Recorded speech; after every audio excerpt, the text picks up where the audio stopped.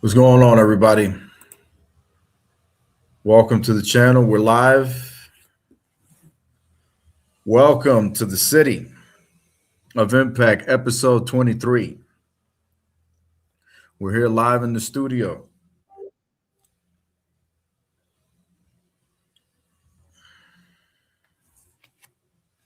And we are anticipating a very controversial, very compelling, very interesting episode that I think a lot of people are going to enjoy.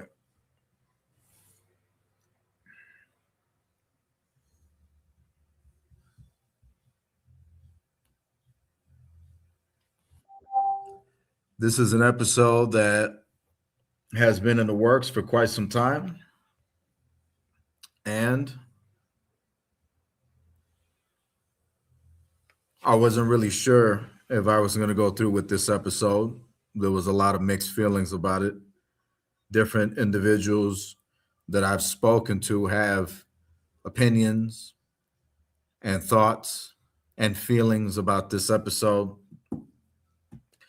But this is going to be an episode dedicated to a very controversial dilemma that exists within society. It is not often here on the City of Impact that we necessarily have a guest on the show that's been accused of several of the things that this individual who is scheduled to be on this episode has been accused about, whether they're alleged or whether they're true or not. Among other things, JTV veteran Scott Gross is a man who has also done his part and paved the way for this channel to be here today and for JTV to be here today. So we're going to be given the opportunity for Scott to be able to join us, to be able to speak his mind, to say what he thinks, say what he feels, stuff of that nature,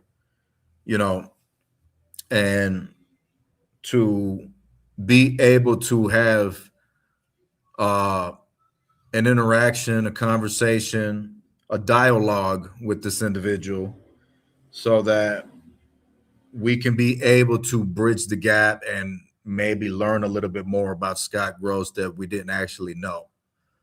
I'm interested in the possibilities of exploring the what ifs and also to hear it right from the wolf's mouth, to understand, learn, and to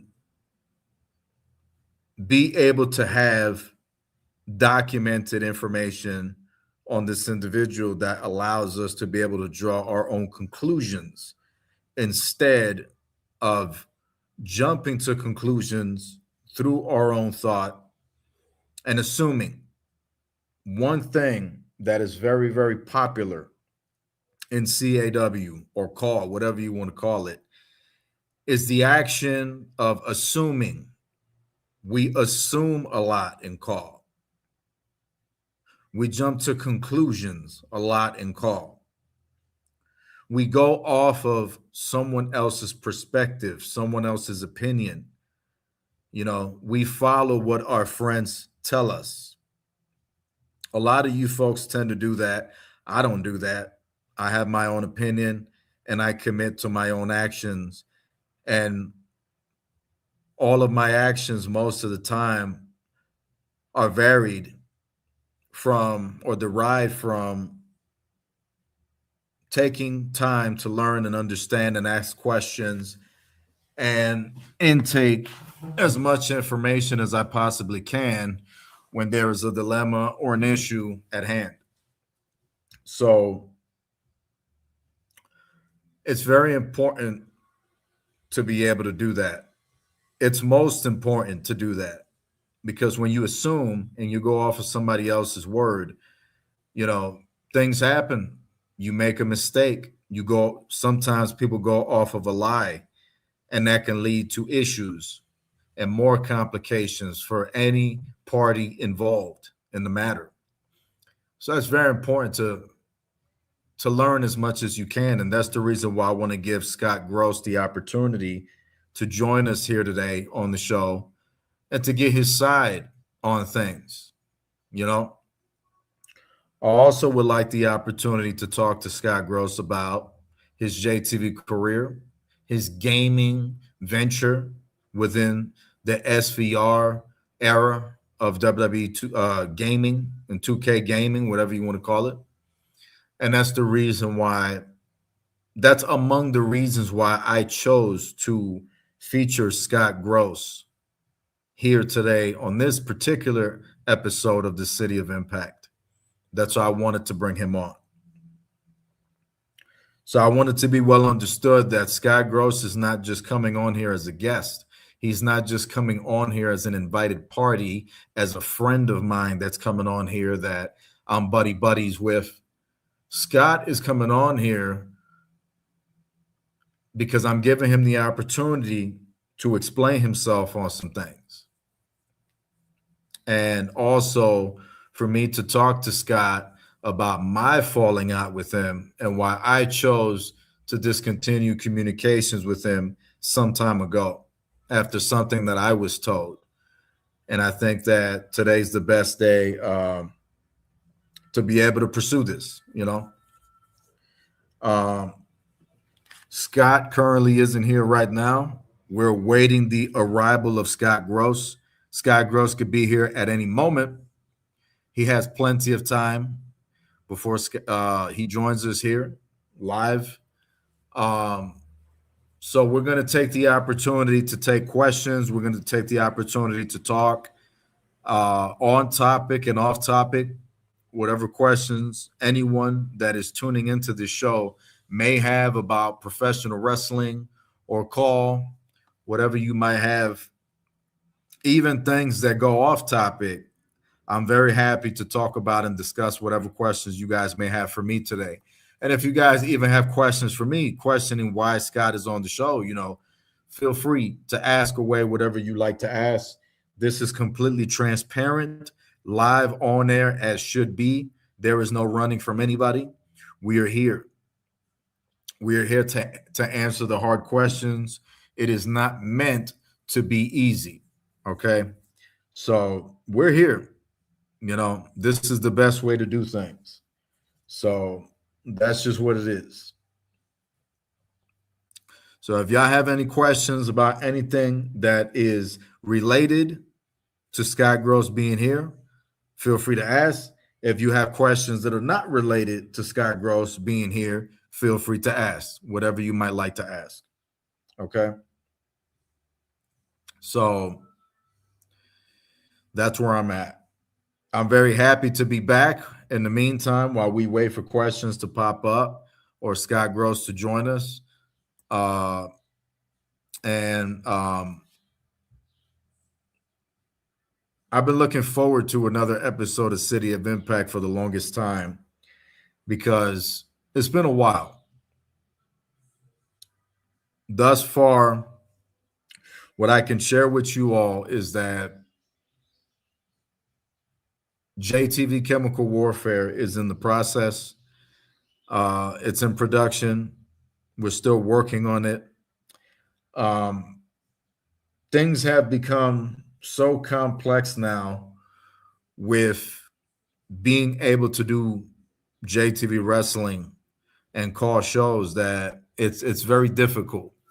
It's very difficult. You know, if I can have things my way, I would love to have a wrestling show every 2 to 3 weeks. If I can have the ability and the magic in my hand to be able to do that, to be able to bring that to fruition, that's what I would like. Unfortunately, that's just not how it works. It's easier said than done. You know, a lot of production goes into these things and it's not free. You know, we're definitely spending money on these things. Money is being poured into JTV wrestling production.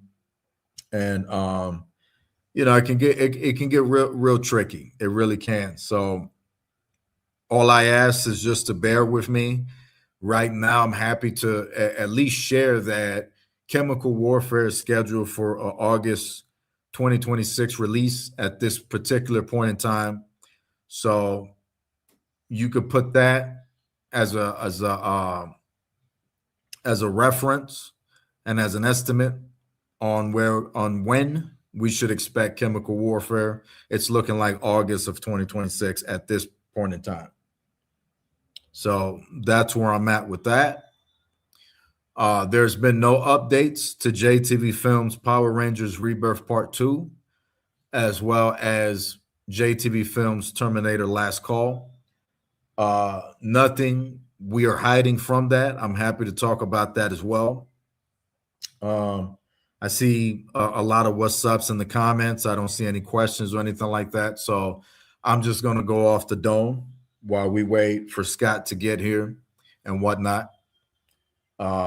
First and foremost, I would like to apologize for our production team that featured my incorrect profile picture here with the unfortunate symbols of BKS in the background. We do apologize for that. Thankfully, after chemical warfare, BKS is not something we are ever going to have to worry about ever again. So it's all fine and dandy for today, you know. But going back to JTV Films, so Terminator Last Call, along with Power Rangers Rebirth, is set. Let me go with Terminator Last Call. So Terminator Last Call, we were planning on having the recent Terminator game that was coming out, not the 2D one or whatever it is. There was a different one that's coming out. I forget what it's called. And we were going to extract portions of that game to put together this film. Unfortunately, they've kept pushing this game back. Along the way, things changed and AI just exploded. AI has been around for a long time, but the AI that's out there right now, I mean, there's a lot more things that can be done, you know, and I think that it's improved the quality of JTV Wrestling and Call within itself, CAW. I think that it's a blessing to those who utilize the abilities that AI grants you in order to produce amazing content. And I think it's an amazing thing. It's a blessing. Everyone that is in Call should be happy that we have AI now supporting us. You know, I mean, not just JTV, but in general, because it's a really great thing when used for the proper things. To everybody that's out there using AI for horrific things, you know, it's a curse. It's not a good thing, you know. And if you are doing that type of stuff, you know, I invite you to stop doing that type of stuff and to get your life together and to find something better to do with your time, you know. I tend to put my time with AI into creating art and memories that people can live a lifetime, you know. And part of the reason, because I seen Draskell was in the comments, former JTV World Heavyweight Champion. One of the reasons I started talking to him again is for the same reason that I was preaching everything that I was preaching even before Draskell and myself parted ways with JTV. I haven't changed. I'm the same guy. I'm still preaching the same thing. It's about love. It's about peace. It's about creating art. You know, this isn't some Call E-Fed CAW promotion that is desperate for subscribers and views and is hell bent on stabbing people in the back and lying about people and making shit up and telling people stories that aren't true just to get the outcome, you know, that myself or JTV might be looking for. We've never done that, and we don't plan to start. You know, JTV's never been a toxic place, and it's still not a toxic place. Now every single CAW promotion is always going to have some form of drama in it. Drama in a CAW promotion is common. It is going to be that way. That is always going to happen. It doesn't matter what promotion in CAW you're running. There's going to be a form of drama because humankind exists within a promotion, and humans can never get along and may never ever get along. So that's not a reflection on that promotion. It's a reflection on humankind. Now it's up to the promoter, in my opinion, to weather that adjust that and correct that. If there is drama and things of that nature going on in your promotion, your community, you got to work on that. I've spent the last several years of my life working with Shendon and everybody else that I could that actually cares about JTV Wrestling to try to clean this place up so that we can have a better community and we can have fun and it can just be zoomed in and focus on that, not focus on some other person that got mad at me, over stupid shit, and then they want to get revenge and then they go all out. Nothing like that. Just simply about the art form of professional wrestling, the art form of being a call wrestler, and to create memories that people could remember. That way, when we walk away from call, people could look back and go, hey, they had a great run. They did fantastic work. I remember them. And that's reasons why I decided to start making peace with people like Draskell. Draskell, for example, is someone that I can actually talk to. It wasn't easy at first when we first started talking again. We had our guards up still, but we took time to be grown men. We took time to realize that we were having much more fun just gaming and doing stuff like that rather than hating each other, And I'm very proud of myself. I'm very proud that I let my stuff with Draskell go because it was not easy, but at the same time, it was a long time ago, and I chose to move on a long time ago. So it was fine, I see VIPs in the comments. I've done the same thing with him, so it's very, very important to get your shit together when it comes to call and stuff like that, because if you don't, you just instantly become human cancer to CAW. And we see a lot of that, a lot of enabling in CAW. We see a lot of throwing, under the rug, hiding shit. And I don't work that way. When I'm wrong, we're going to talk about it on the air. When people around me are wrong, we're going to expose it. We're going to talk about it. And we're going to try to exercise that so that we can reprimand what's happening. Okay.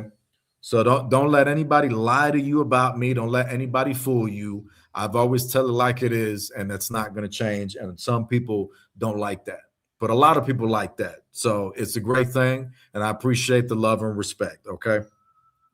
I do want to take the opportunity to highlight a couple of things that's in the comments that caught my eye a little bit that we can mess around with. We've been on the air now 18 minutes, soon to go on 20.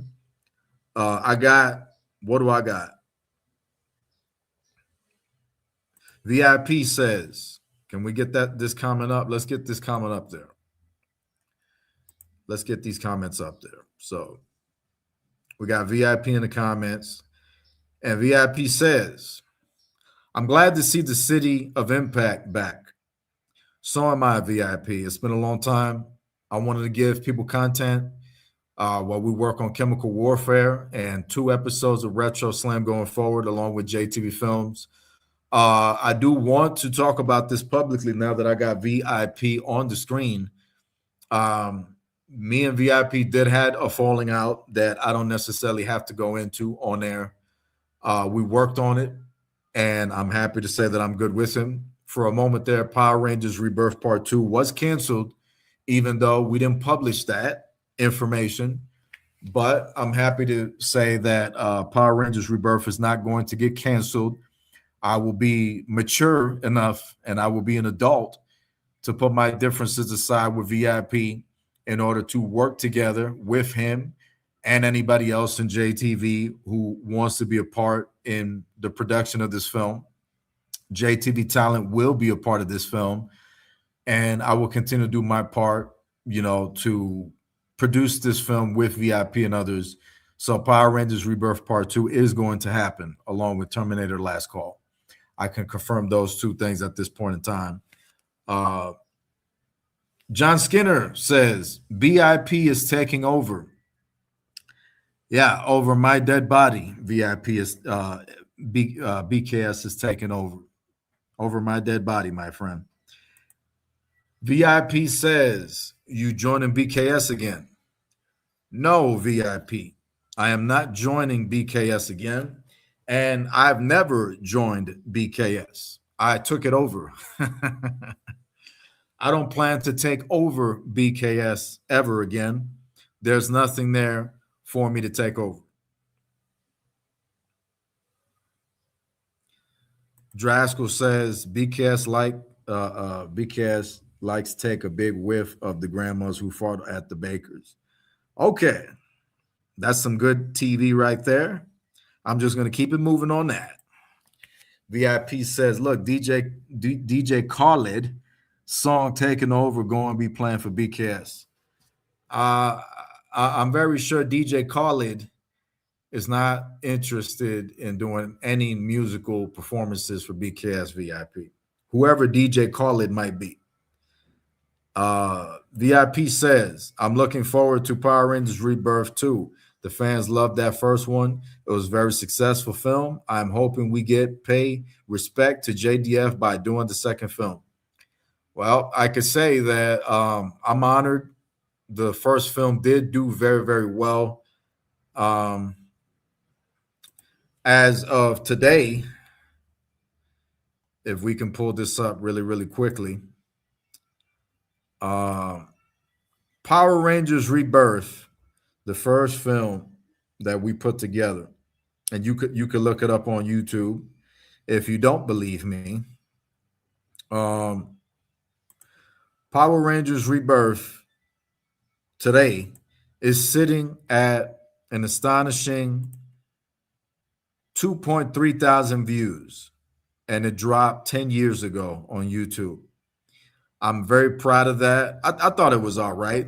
You know what I mean? A little something for the kids. I thought the script was okay.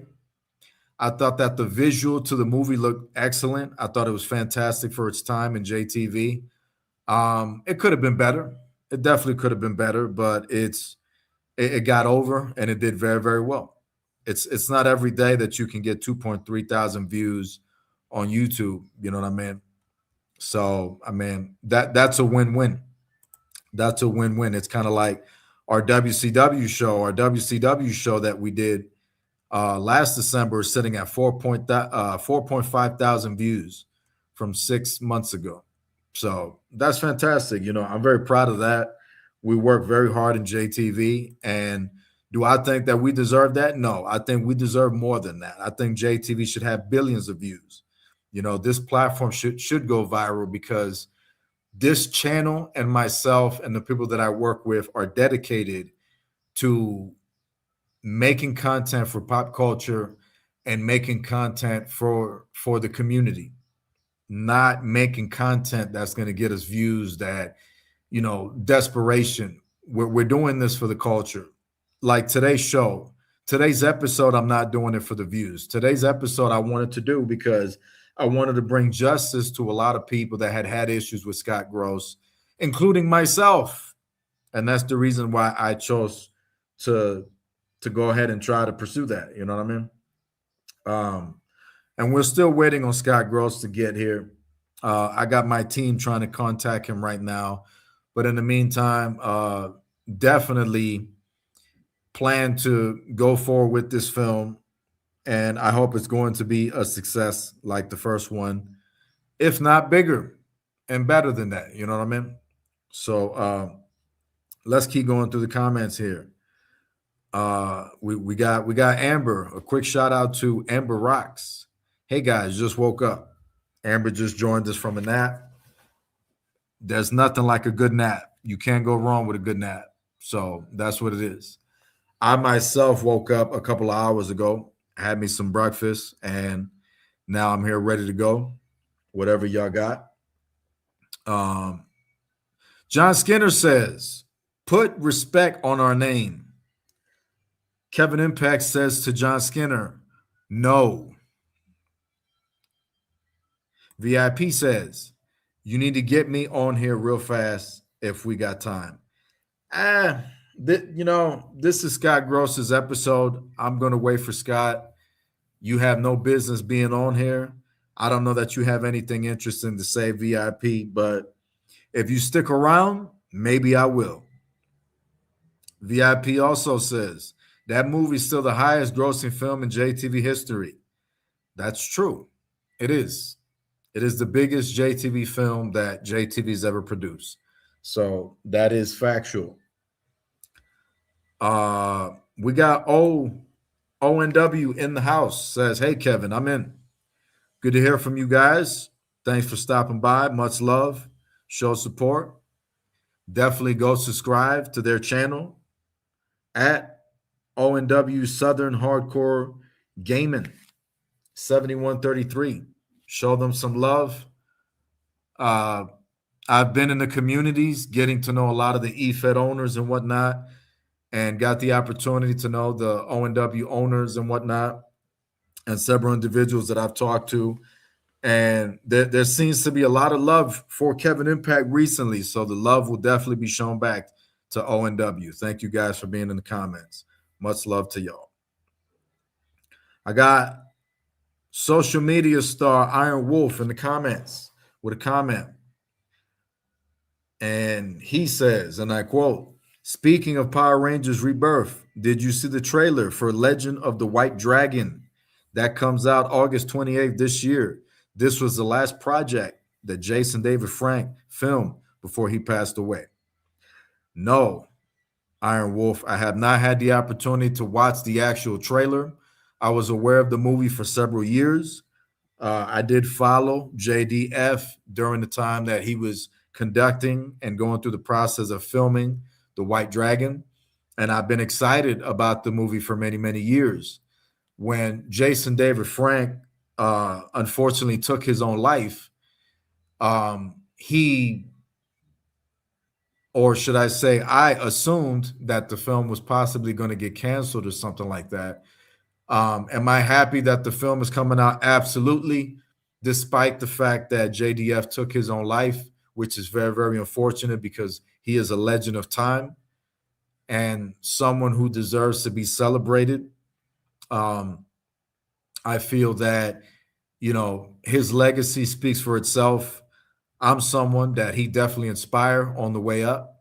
I can remember many afternoons watching Power Rangers and coming up and having dinner and whatnot and just feeling the goosebumps. And I had a conversation with VIP a couple of times because VIP didn't actually know that I was a Power Ranger mark back in the day, just like him. I still consider myself a bit of a Power Ranger mark to this day. I don't mind saying that on the air because I do whatever the hell I want. I'm Kevin Impact. But I like to be honest. I don't lose my mind for Power Rangers like VIP would. He's a bigger fan than I am.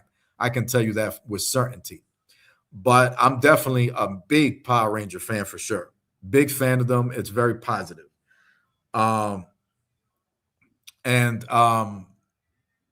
Like I said, I just thought the film was going to get canceled. I'm glad it's coming out. I knew about it for many, many years, and he deserves to be celebrated. And I want to say on air right now, with God Almighty listening to us, a quick God bless you to Jason David Frank, and may his soul rest in peace in paradise, along with my family members and all of your family members, for all of you tuning in that have lost someone in your life. Anybody that's listening, to the 11 people listening to this right now, if you ever lost anyone in your life that passed away, God bless them right now, and may they rest in paradise. So yeah. Am I excited about it? Yeah, I'm excited. Am I going to watch the movie? Absolutely. I'm going to watch The Legend of the White Dragon, and I'm going to put my opinion on it after some time that it's been out. So for sure, big shout out to him and his family. Definitely. We got the Notorious Kingdom GOAT in the comments saying, what's up, everyone? And instead of actually putting ONE, he actually put a number 1. What a renegade is the Notorious Kingdom GOAT. What a renegade. All right. On to ONW. Would be honored if Mr. Impact be seen at least once on our show if given a chance. Much love and respect. Hey, man, the possibilities in CAW are endless. I may be retired. My ring days are behind me. But, I make appearances in a lot of different places. If ONW wants Kevin Impact to be there, all you got to do is get in that inbox. Let's talk business. Let's negotiate. And I'll be happy to be there, whatever you need me to do, whether it's commentary, whether it's an appearance, whether it's a promo. We can do it. You just got to talk to me. Let me know what you need. Get in that inbox. You know where to find me. John Skinner, Game Changer TV, says Scott is busy putting on his Superman t-shirt. That's why he's taking so long. LOL. I'm very sure he is, I'm positive. I would hope so, My team has not been able to get in contact with Scott Gross just yet. They're still attempting to call him. So we're still here just ranting. And I still got plenty of stuff I can talk about while I wait for Scott Gross to get here. I got Draskell in the comments says, I'm not a real Power Ranger fan, but some of you convinced me to give it a shot. I get that. Not everything is for everyone. You like what you like. All of us eat different things. We like to watch different movies, different shows. We like different sports. Everybody has a sexual preference. You know what I mean? Whether you're into men or women, or, whether you're into a specific ethnicity, a specific race, you know what I mean? Everybody has something different that they like. You know what I mean? So maybe Power Rangers might not be for you, but I'm telling you right now, when this film is done, Draskell, this Power Ranger Rebirth Part 2 is complete, and you tune in and you get your food, you get your girl, and you're like, I'm going to take it easy today. I'm going to just watch the movie. And you decide to give it a shot. I'm going to do everything in my power with VIP and everybody else to make you a Power Ranger fan and to make you a believer and to make you go, yo, that shit was dope. Love the fighting, love the costumes, love the graphics. I think I'm a fan now. I'm going to do everything in my power to convince you to go, yo, that shit was dope. So that's that. What else we got? Iron Wolf says, what if he doesn't show up? What would that mean for a live stream, this podcast episode? Well, I mean, if Scott Gross doesn't show up, you know what I'm saying? I mean, I think it just means that it would just raise questions, and the allegations, I think, will continue. And I think that people will have the opportunity to kind of go, hey, why didn't he show up to the show? You know what I mean? I could tell you that we're live on the air right now. Scott Gross has the opportunity to be on this podcast. I can prove that Scott Gross was invited to this podcast if you guys asked for it. So it's up to Scott. Scott has not been active on Facebook in 6 hours. Scott talked to me earlier today or yesterday. Scott is well aware that he was invited here. Me and Scott have had messages left to right that he's supposed to be here. So I'm expecting Scott to be here. I got plenty of time on air for Scott to show up. So I'm good. If Scott doesn't show up, we're still going to have our podcast, and that's it. Okay, so that's where I'm at. So feel free to smash that like button and ask me whatever questions you like to ask me, and I will answer them as honest as I can. Draskell says, going back to Power Rangers Rebirth Part 2, JTV Films, he says, and I quote, of course I'll watch it. I'm volunteering to be in it if it gets there. Okay, yeah. If an opportunity arises for us to get Draskell and Power Rangers Rebirth, absolutely, I would like to work with them. Yeah.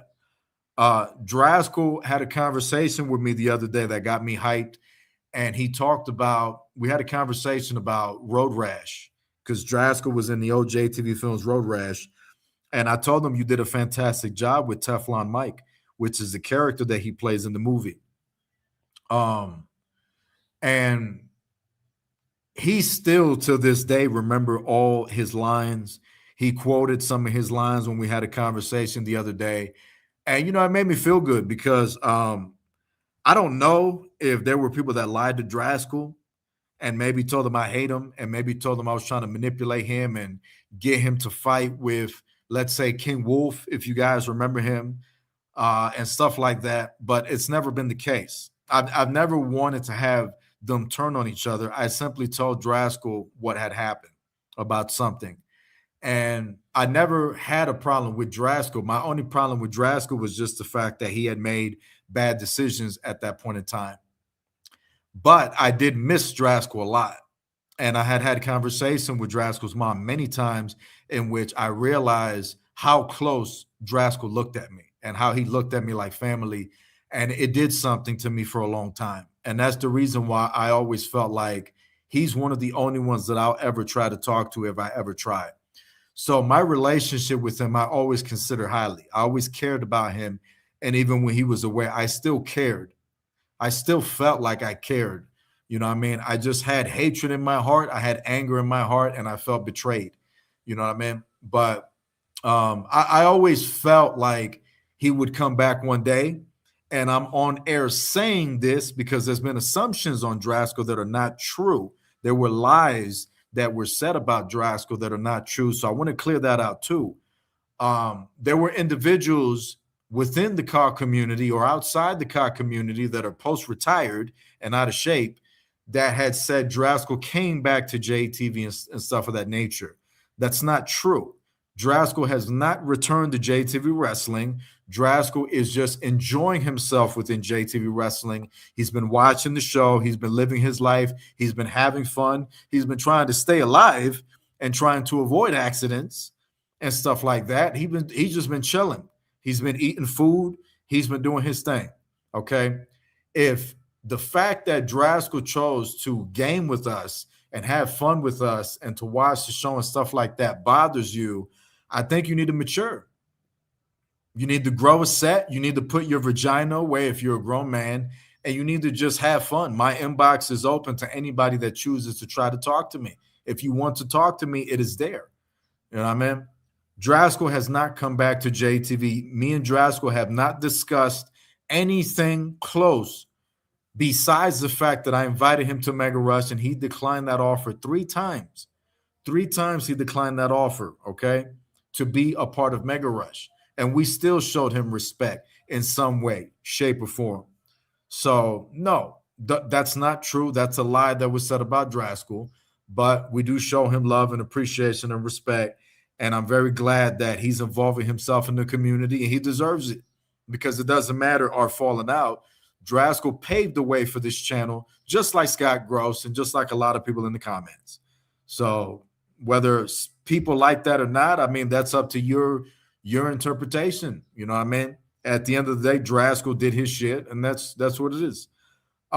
Kingdom says, what allegations, ? In question to our anticipated guest, Scott Gross. So the allegations on Scott Gross is not something that I want to go into just yet. So I'm not hiding from it. I'm not running from it. I can address it, and I may address it if Scott doesn't show up soon enough. But at this particular point in time, I'm choosing not to discuss those allegations and to talk about those publicly just yet until I can get Scott on the show.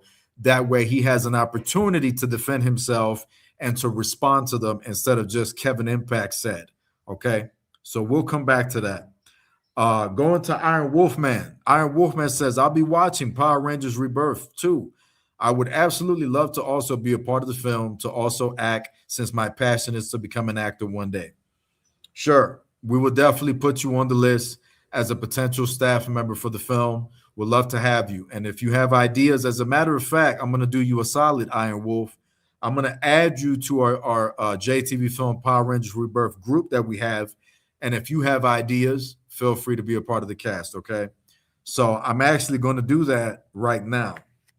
I'm going to add you to our list, and you can read our chat. You can read all the information that's in there, and you can feel free to contribute to the film, okay?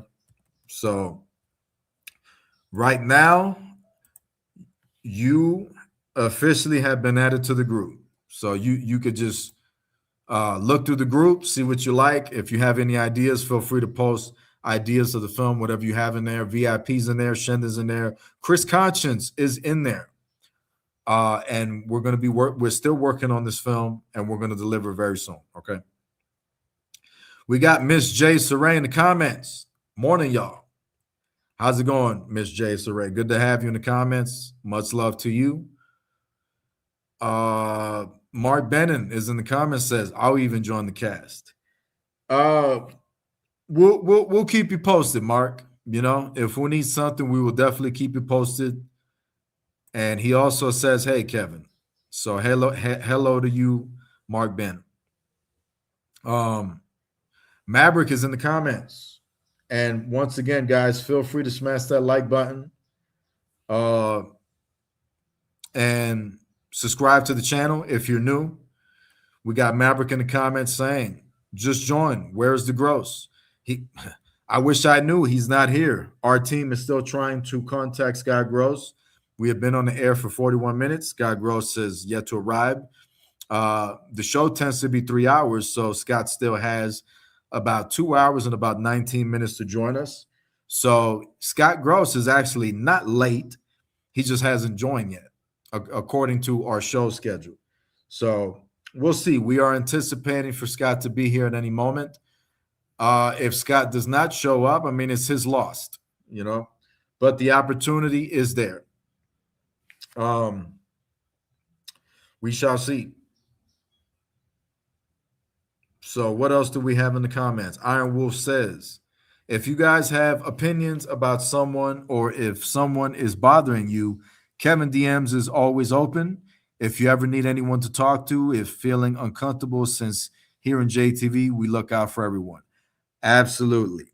If you are part of my talent roster and you are experiencing difficulty in life of any kind, my inbox is definitely open. I'm only one man. I try to do what I can for every single person on my talent roster, whether men or women. I'm here. I can give you advice, you know, if you talk to me. But if you don't tell me about something, I don't know what's happening, you know. There are rumors sometimes, and I tend not to follow rumors. I tend to go to the person directly and hear it right from them. But absolutely, that inbox is open to anyone in JTV at any time, for sure. Maverick is in the comment. Maverick says, Drasko and I have built a good relationship. Glad to see him back in the community. And if he returns to JTV again, I look forward to that as well. I want to say something about that real quick. I want to highlight Maverick really fast. And I want to say that I am proud of you because you took the initiative to be able to bury whatever bad blood you may have had with Drasko. There are people inside of Drasko's circle who is long overdue to attempt to talk to me and to be a man and to bury the hatchet and do things the right way. I made this well understood, and I'm saying it again. That opportunity is there. If I was they, that's what I would have done. If I was wrong, I would have definitely attempted to reach out however I can, whether it be a podcast, whether it be a live video, whether it be a social media post, whatever it takes. I would have definitely taken the steps to make it well understood that I wanted to make peace with the individual that I have had an issue with. Absolutely. That's why I chose to go public with Drasko and a podcast that got almost 400 views. So a lot of the world was watching and a lot of people wanted it to happen, and I'm glad it did. But I'm letting it be known that some of those individuals in Drasko's circle I do not want to talk to. I do not want to have any communication with. I attempted to have communication with two of those individuals I'm referencing, and one of them chose to entertain small talk, but it didn't get anywhere. The other individual chose to leave and run their mouths like a little bitch, and I don't respect that. That is your legacy until the end of time, until the world exists, and until your legacy is relevant. You will live and you will die, and your legacy will be to be a little bitch for conducting yourself the way you did. And anybody else that ever backstabbed me and chose to be toxic and cancerous, not just to my relationship with them, but also to CAW for no reason at all. I'm trying to watch my mouth for no reason at all. Okay. So for Maverick to be big enough to let it go, and I pleaded with him to attempt to let it go. Other individuals, I think, probably played a role in him going, you know what? Drasko's been cool. It's been 6 years. I'm going to let this shit go. Because I didn't think he was going to let it go. There was bad blood there. I didn't think he was going to let it go. And I think that I just became interested in the idea of having a podcast with Draskell and Maverick. So if you guys want to see, I tell you what, let's see if we can do this right now. We're going to have a little bit of fun here while we wait for Scott. I'm going to put a poll up for everybody tuning in. And the poll that I'm going to put up is going to be, would you like to see a episode centered around Maverick and Draskell? Question mark. Okay. Would you like to see a future episode centered around Maverick and Draskell? So the poll is now live. Feel free to vote. Go ahead and vote and let me know who would like to see an episode dedicated to Maverick and Draskell. I think that would be fantastic for a future episode of City of Impact. Y'all let me know in the comments what you want to do, or go and vote, okay? While y'all are voting, feel free to smash that like button. And I definitely want to, once again, before I move on, give a shout out to Draskell and Maverick for moving on past their stuff. Draskell told me, and I'm going to say the same thing he told me when we talked. He told me he didn't have a problem with Maverick, and he didn't know that Maverick had a problem with him. So the issue was really one-sided because Draskell was unaware that he had an issue with Maverick. Maverick had a shit ton of reasons to have an issue with Draskell. Absolutely. But we've moved on past that point, and I'm happy to see it. It makes me feel good to see Maverick being positive with that and Draskell being positive with that. It's a good feeling. It makes me feel good. We got VIP says, I had my issues with Scott Gross. I mean, shit, I might bring you on there and then we could probably talk about it if Scott's not going to be here, So I'll keep you posted, VIP. We might have to go back to that. Draskell says, and I quote, I'm actually glad to see you say that, Mabby boy. So he's showing respect to Maverick, and that's good to see in the comments. And he says, I look forward to it. So shout out to them. Maverick says, I need to get at it as well, Jay. Well, it's Kevin Impact to you on air, my friend. There could be a possibility of me bringing VIP on here, Maverick and Draskell in a little bit, just to add some sauce to this podcast, because why the hell not? VIP says, I'm working on poster for Rebirth 2. JTV Films and JTV appreciates that, VIP. You've been doing a lot of really good ones.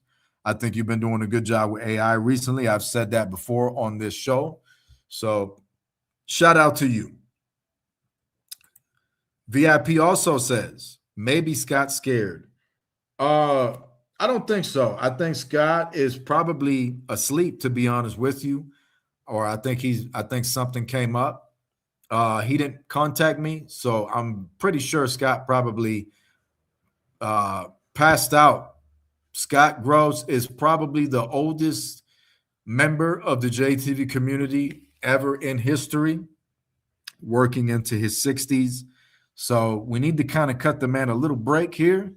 Me and my age, I've caught myself dozing off a few times too and laughed at myself like, yeah, I'm getting old, So, yeah, there's a possibility that Scott is probably in dreamland right now. But our team is working effortlessly. Damn it, I can't say it. Never mind, I can't say it. The team is working nonstop around the world to try to get Scott here. They're contacting him right now. Hopefully we will have him.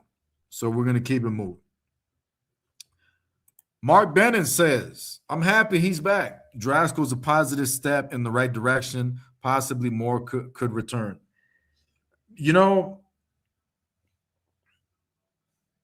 I thought I had a healthy conversation recently with former JTV talent, Cassidy Dreams. I think that it's mature of him to reach out and talk to me and Shendon the way he did. He has interest in coming back. At this point in time, I don't have a problem talking on air and saying that I'm not comfortable with the idea. The best thing is just to maybe talk from time to time. I'm not comfortable with the idea, and I don't hate the guy. You know what I mean? I felt some type of way, but the fact that he decided to speak with me like a man, unlike some of his circle who won't do that, who can't do that because they're a bunch of cowards, um, I respect him for that. I'll give him credit for that at least, you know. And I think I moved past whatever issue we may have had just because he chose to talk to me. I think it's a great thing when an ex JTV talent returns. I think it's an anticipated thing. I mean, we was anticipating Scott Gross to be here today. You know, we still are. He could show up in the next hour, but you know, if Draskell is a beacon for other JTV talent from the past to return, I mean, I think that's a good thing. You know, when it comes to JTV, I tend to put my feelings aside. I've done that with Jada Nix. I've done that with a lot of people. Draskell's definitely one of them, but Draskell is not back prior to some of the alleged assumptions being made about him. Draskell has not been back. So that is not true, whoever said that. You know, but if he comes back, am I open to Draskell coming back right now? Yes. Draskell can come back anytime he wants right now because he did the right thing and he took the right steps the right way. Draskell is interested in gaming. Draskell is interested in creating art. Draskell is not here in his feelings about things. You know what I mean? He's in the community having fun, and that's what I want to be around. I wouldn't want to be around Draskell if Draskell was going to be like, "Oh, you're controlling and you're toxic and you're a bad person," without any actual evidence. Just this person said and that person said. If Draskell was that person, there's no reason for me to talk to him. You know, because everything has been alleged for the longest time. This version of Draskell, absolutely, he's positive. A lot of people show him love. There is nobody coming to me telling me that they have a problem with him or they don't want him back. That died. That died off. So if he's the beacon of hope, you know, I think that they need to take the right steps. Anybody that ever left JTV that had a problem with me never had a good reason to have a problem with me. They just wanted to assume, believe somebody else, jump to conclusion, or they wanted to get in their feelings about something really dumb or something really childish, you know? So it is what it is. I still say to every single person that has ever competed on this channel and in this promotion, thank you. If we have problems, it doesn't matter. You contributed, you did your shit. Thank you for doing your part to the growth of this channel, that is now sitting at 706 subscribers. So shout out to you if you did your shit for this channel and if you're a part of the roster right now. Moving on. The Notorious Kingdom says, and I quote, "You made a post not too long ago on IG, I believe, about toxicity and negativity within the wrestling call community. Can you explain why you made that post in the first place, if you can? Question mark. Post not too long ago. I mean, honestly, I just felt like doing it. You know, I remember the post, but I don't remember what I said. So I'm going to have to try to pull it up so that I can address it, so that I can answer your question the right way. I'm trying to see. You said it was on Instagram. So I'm going to take a look at Instagram real quick and try to see if I could prompt that up. And maybe I can show the post on here, as a matter of fact. We'll see if we can get that to happen so that I can address Kingdom's question to my full honest opinion.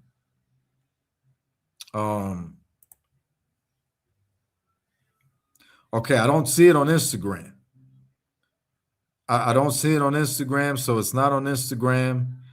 It's probably on Facebook. It might take me a little bit to find. So let's see if I can find a version of it that's let's see.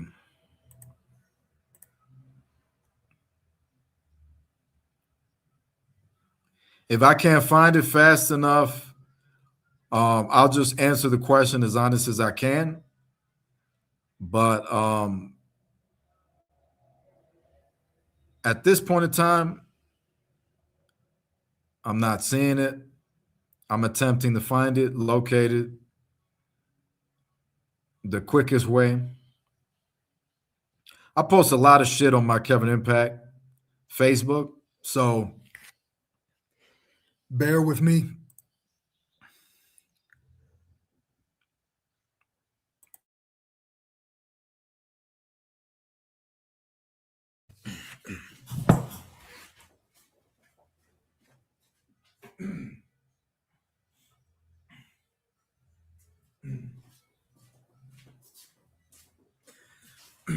Excuse me.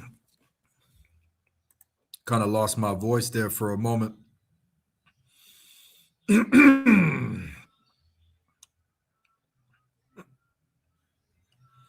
Okay.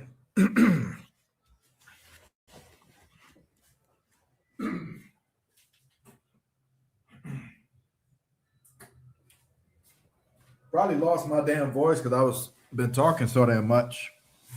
We're still waiting on Scotty the body to get here. But I want to say this again on air.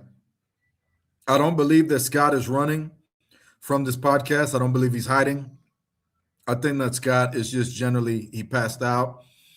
And, you know, the more time we give him, the more time he'll probably surface. So that's that. I can't seem to find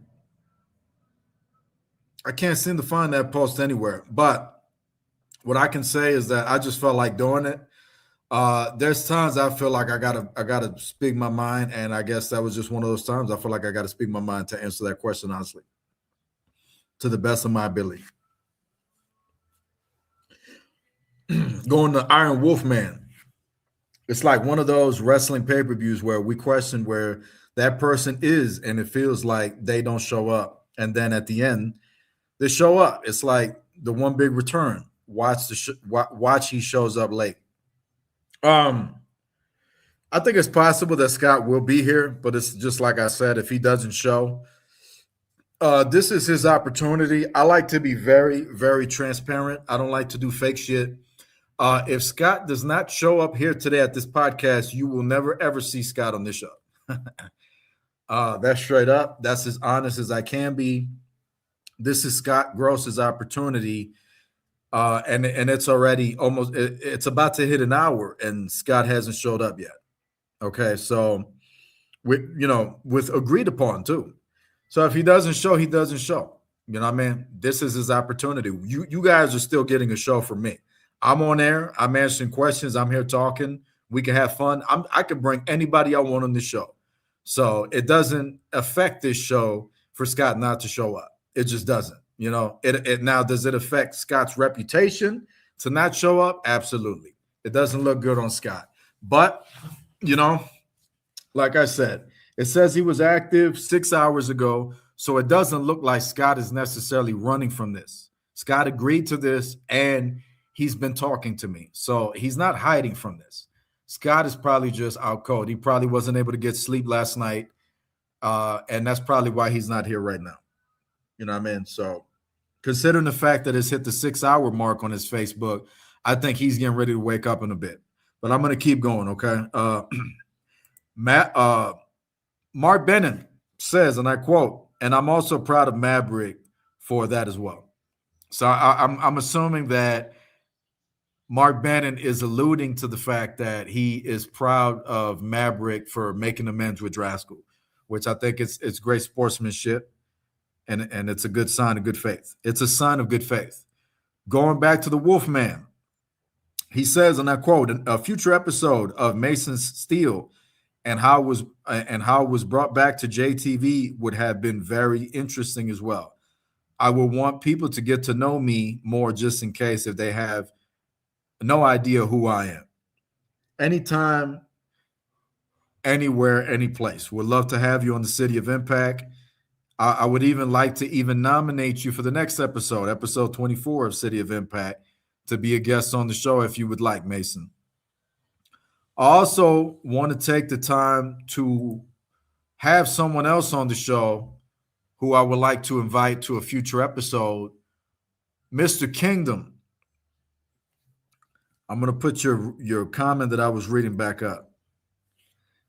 I would like to have you as a guest on a future show. I think there are things that you and I should talk about live on air and give you the opportunity, you know, and I would like to have you as a guest. So from Kingdom to Mason Steele, we'd love to have you guys on the show. Kingdom, I'm forgetting. I can't remember the ring name.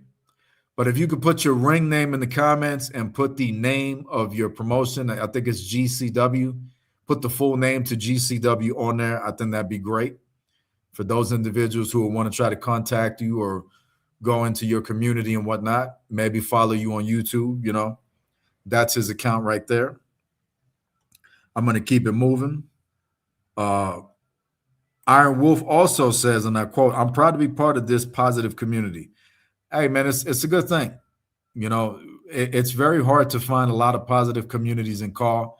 Like I said, every single promotion is always going to have some form of drama. Drama is normal. Toxicity is a different thing.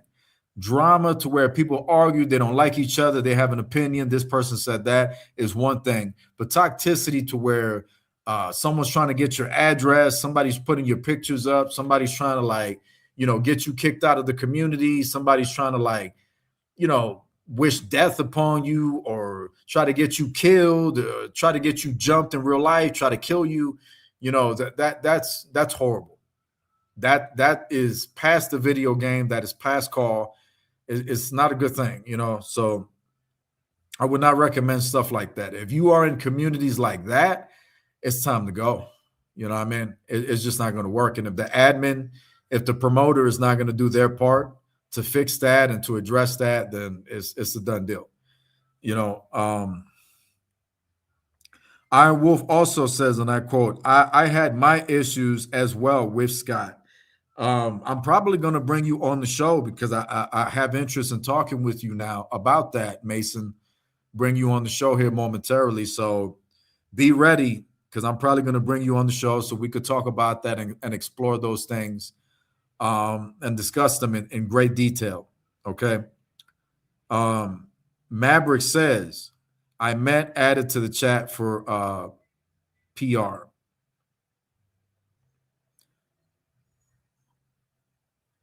You lost me. I'm lost. Added to the chat for PR.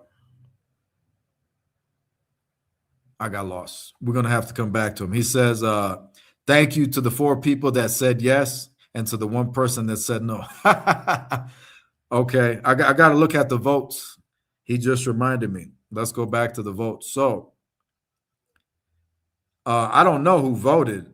I guess Maverick could see who voted. I don't know how he could do that if he's talking about our vote. But it says here that they're 88%. I'm going to close the voting now. So 88%, 87% voted yes, that they want me to do a future episode, City of Impact, centered around Maverick and Draskell, and 13% said no. I wonder who the 13% are. Okay, there were 8 votes. It says it. There were 8 votes. That's interesting. Okay. All right. Let's go back to the comments. And you can see the votes for yourself in the comment section in case you're curious about it. Okay. We're going to move on. Iron Wolf says, I'm actually mixed and may not feel comfortable on Scott Gross being added back, but I am open to being able to hear him out on the podcast. I'm willing to give him a chance to hear him out. Definitely, I can agree with you. I'm on your side 100% when it comes to that. Scott has the opportunity to come on here today to talk about some things. And I would never want to make you or anyone in the community uncomfortable by having Scott Gross and his alleged destructive self and several things that he did that were considered strange and uncomfortable. So we still don't have Scott. We're still ringing him up to see if we can get him. No response. And we're still going to keep it going, but we'll probably bring you on here in a bit. We got Kentucky Gamer, my boy, CJ Mondo, the founding father of Titan Nation Alliance, TNA. He's been on here a few times on this channel. And he says in the comments, and I quote, "What do you think about WWE working with NWA?" I'm not really sure how to answer that question, because I don't know if you're asking me, what do I think about the WWE working with NWA in the past, in general, in the future? If you could specify that question, I'll be happy to answer it, and we'll come right back to it, okay? Mark Bannon says, Drasko after the podcast, he's inviting Drasko to a game of Call of Duty. How nice. Moving on to Kingdom. Notorious Kingdom, he says, yeah, it should be on there. I did repost it too, by the way, as well. If you could tell me where that post is at on social media, where to look, or maybe you can send me the link on Instagram, I'll be happy to talk about it. Whatever you find, I'll be happy to answer it. You just need to find it so that I can, and send it to me so that I can respond to it. Drasko says, and I quote, "Toxicity is only as powerful as the attention you give to it." I can agree with that, but toxicity within itself is powerful without actual attention. You know what? You're right. You're right about that. That's an accurate. It's an accurate quote, because the individuals who choose to give it the attention are the ones who blow it up into a big situation.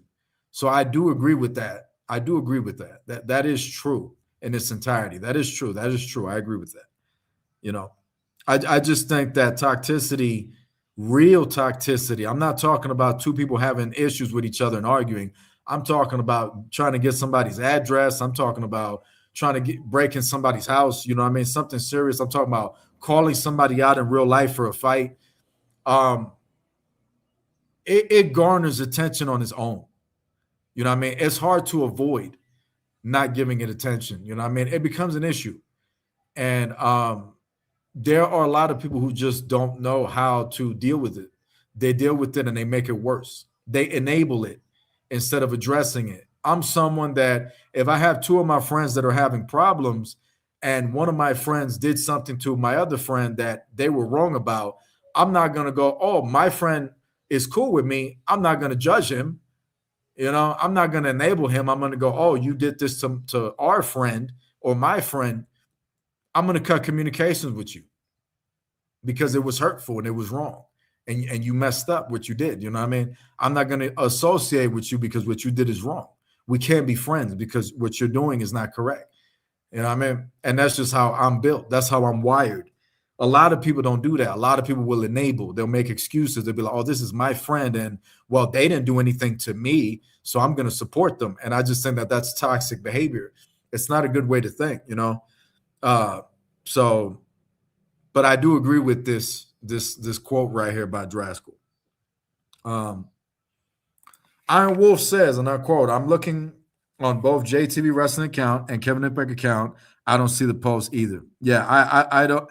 I remember putting up something that I typed up. I kind of remember putting it on Facebook, but I can't find it. And I don't remember what I said. So I can't respond to it because I can't find it. And I don't remember what I said.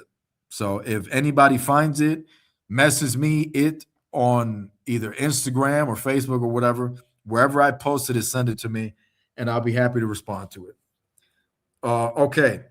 Kingdom says, check the Kevin Impact account too. So maybe he found it. I don't see anything on, I mean, Kevin Impact is where I was checking. So I can't seem to find it. So we're going to have to come back to that. Kingdom says, and I quote, yeah, it needs to be said. It doesn't get said enough, or one just bothers to say the truth anymore. Yeah. Iron Wolf says, like how I got hated on and people treated me like crap when I pre-ordered GTA 6, all because they're upset about Sony getting rid of physical disc copies, so they're upset. Haters are everywhere. That's an interesting topic to bring up, Mason. Very interesting topic to bring up that I think we could dive into. But I just want to say to every single person that hated on my boy Iron Wolf for stupid, childish reasons, you're an idiot, you're a moron, you suck, and you need to get canceled. You need to get your ass thrown out of the building because this is a great kid. This is a great guy. This is a great friend. This is a great social media person. He's smart. He's talented. He's very creative. He is one of the few individuals I've seen in this world that can make excellent looking calls, among other things that I don't need to talk about on air, but he does fantastic. So I don't know why any human being would hate on Iron Wolf, and simply because he went ahead and pre-ordered GTA 6. I mean, come on. You know, I got hated on when I said I was going to buy the RoboCop game when it was going to come out, and I didn't understand that. And there were people in the comments wanting me to provide receipts and all this other shit. Like, listen, I do whatever the hell I want. If anybody out there doesn't like the fact that I bought the RoboCop game and played it, that's too bad. Get off of your childish pony. You know what I mean? And in terms of the Sony, you know what I mean? I know Sony's giving a hard time to a lot of people talking about this, but I don't shy away from controversy on here. I will absolutely talk about this topic. You know, I don't know how you guys feel about Sony going digital, but I don't like it. You know what I mean? I can understand. I had a conversation with Maverick earlier who attached an article about IGN talking about how GameStop, I believe it was GameStop, correct me if I'm wrong, Maverick, was losing money because of the fact that the digital games or the physical copy CD games weren't selling, and a lot of people were going digital because we're living in a digital world now. Everything is really digital. You don't have CDs no more that go into the radio. You know what I mean? Everybody has an MP3. Everybody has some sort of online version of a song. You know what I mean? I pay for Spotify every month, and I love Spotify, and that's how I get a lot of my music, either that or YouTube. You know, so or the internet. So for Sony to go uh, digital, I don't think that it's a great thing because I feel like maybe GameStop had to make adjustments because of the fact that physical copies weren't selling. Maybe that's the case, right? But here's the thing, man. Like I said, we live in a digital world now. A lot of people are not going, nor do they need to go to a physical video game store to buy video games. Of course, there's a lot of people still doing it. You know, like No Kills No Damage YouTuber who goes to local video game stores and supports them for them to make the money to keep them in business, which is kind of like what I do with a lot of businesses that provide good services to people, and I go to them and I give them money so that they can stay in business, whether it's a grocery store, whether it's some sort of an entertainment store, whatever the case may be. I like to keep these people in business because they're doing a good service for us, you know, so it's important for us to do our part. That's the reason TKO's WWE needs money. They don't want people stealing pay-per-views on the internet or nothing like that, streaming, because they need that money. They need those buyouts, you know. So in the case of this topic going on, I understand GameStop getting desperate. I get that because a lot of business is not being conducted. I understand that, but that's their problem. You know what I'm saying?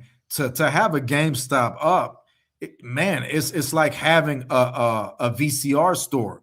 The only people that are going to go to your store to buy a VCR are going to be people that are looking for retro stuff. Most people are not going to go into your shop if you're the VCR place. People are not buying VCR unless it's for retro purposes. You know what I mean? Or you know, exploration purposes. You know, something like that. So basically, GameStop is threatened. It's threatened because of the fact that we have moved into a new digital world. That does not mean that Sony has to do that. Sony is in charge of a gaming portion of themselves. Sony does a lot of different things. Sony makes a lot of different products, but Sony is in charge of the PlayStation brand. And the PlayStation brand within itself is something that sells for itself. I think that a lot of gaming industries or a lot of gaming corporations are very desperate for money now. And it doesn't need to be an extra effort for them to try to make money because it sells itself. It's like Walt Disney, it sells itself. You don't have to overdo it. So to take away the aspect, the ability to have physical copies of CDs is just kind of ridiculous because people still want to be able to collect. People still want to be able to have a physical copy that they can hold in their hand. You know what I mean? And I understand it completely. And I agree with that completely. I've been buying a lot of games digitally. I have. And is it safe to buy games digitally to a certain extent? Yeah. Mostly to a certain extent is safe, but to the other half of that extent, it's not safe. Anything can happen at any moment. If anything happened to Sony, they went down or whatever the case is, what's going to happen to your games? You know what I'm saying? So you got to be open-minded to what can be done with Sony being able to go digitally because they can charge you anything that they want to charge you when they go digital. You now have to pay what they want you to pay. You can't go on Walmart and order the game on disc for 50% off. You can't do that because you have to pay $60 for a game that came out 5 years ago. How you doing? You know? So you have to be careful. I don't agree with it. I think that Sony needs to consider the gaming culture. The gaming culture is supposed to be fun. It's supposed to be nostalgic. Nostalgia is when you got your game and you open your booklet and you feel excitement from that video game, and it reminds you of your memories when you was a child, when you was coming up being a gamer, and you're like, this feels amazing. You smell the case because you love to game so much. You smell the case after you bought it and it smells brand new. You can't do that digitally. There's no passion there. There's no art form there. There's just a game that's being bought, purchased by individuals who will play a wrestling game and they skip the entrances. What kind of a human being plays a wrestling game and skips the entrances? That's the best part. Individuals that buy these games and they don't even finish them. Individuals who buy these games because it's the popular thing to do. It's a trend. I don't buy video games because it's a trend. I buy video games because I'm a gamer. I've had passion for it with no kills since we've been young. You know what I mean? So I can understand it from a standpoint of what issues it may be causing Sony, but that option should be there. Sony absolutely has the money to cover to be able to continue to produce a physical copy for gamers. They absolutely have that money.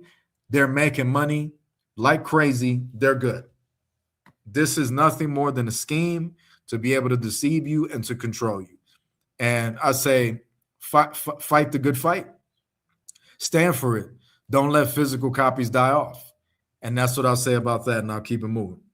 Kingdom says, and I quote, hey, I'm down if my schedule open. I want to do definitely going to be anticipated talk and great conversation in the makings. Yeah, I mean, I definitely want to have you on the show and talk to you, man, in the future for sure. Iron Wolfman says, I'm one of the people who voted yes, centered around Maverick and Drast. He said Drasto. He meant Drasko. Thank you, sir. I'm sure they appreciate that. Notorious Kingdom says, yes, GCW, Great Change Wrestling. That's an interesting name for a wrestling promotion. And here he put a means to be able to contact him. GCW _ the great _ change. And then also attached is his wrestling name, The Notorious Rage, for those of you who may know him. And moving on to Mark. Mark says, there's a lot of people in this community that can't stand me.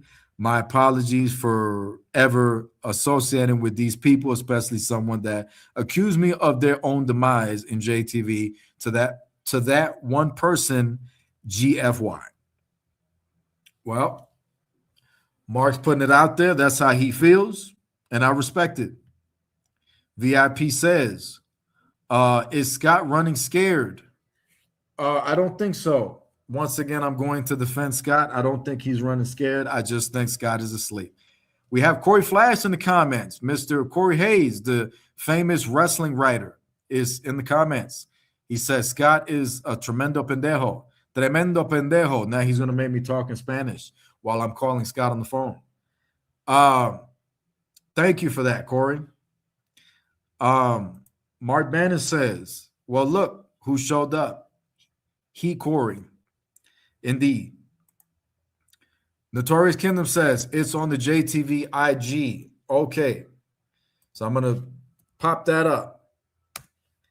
I don't know if he means Kevin Impact or if he means JTV Wrestling, but I'm going to check JTV Wrestling, I guess. Like I said, if you send me the link, it would be better because then I can see it and address it and I can talk about it. But if I can't find it and you're just making me look for it, then I can't talk about it because I don't know where it's at unless I run into it. Right now I'm looking and I don't see it. I don't see it anywhere, so I can't talk about it because I don't have it. So I don't see it anywhere. So I'm gonna move forward because I can't talk about it. Oh, okay. Now you got me. Okay. The Stop the Hate post. Okay. Now I can address that. So the Stop the Hate post. Let's see if we can get a screen up. I want to show this to everybody because it's a nice it's important to talk about. Stop the Hate. Let's see if we can get a share screen on here. All right. Right now we are live on Instagram. We're live on Instagram. And we have the post up. I want to get it. I want to get it shown the right way. Let's see if we can get it fully. I want it to fully show. Okay. Let's see what looks best. I like this one. So here's the post on Instagram that the Notorious Kingdom is referring to that was shared by JTV Wrestling. And part of the reason this went up, this was something that was common in the EFED community. There were several individuals that I talked to that I'm involved with on and off that show me love, that I have respect for in the call community that I speak to. And this post was going public. It was a decision made by me to share it and post it on our wall in order to promote and showcase this movement that's going on in call right now to stop the hate. I'm sure there are many different individuals who have an opinion on this, but there are individuals who are having an opinion on things like this that are the ones spreading the hate and are wolves in sheep's clothing, kind of hiding and going, hey, call should be fun and this and that, when in actuality, they're the ones who are causing problems and are being walking cancer to call in itself. So part of this Stop the Hate post went up because of the fact that there have been individuals we have been involved with and people that I know have been involved with that was causing drama. I had a close friend of mine's and ours in JTV, CJ Mondo, who had been accused of things and thrown under the bus and, talked about and all this other stuff. And there was a lot of hatred that he was getting. I've definitely gotten a lot of hatred over the years, and other individuals that are involved that I'm not actually going to mention, you know what I mean?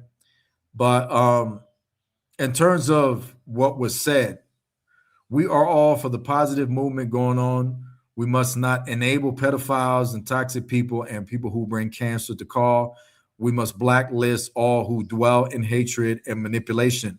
Call is about fun, passion, gaming, and great memories. Keep it in the game. Now, that speaks to several individuals who are on call who want to talk about, positivity and just, oh, it's supposed to be fun, and they're in it for the right reasons and all this other stuff. But there's a lot of pedophiles in call. A lot of them are being enabled by a lot of people, and they're getting tapped, on the wrist and allowed to run rampant and do whatever they want.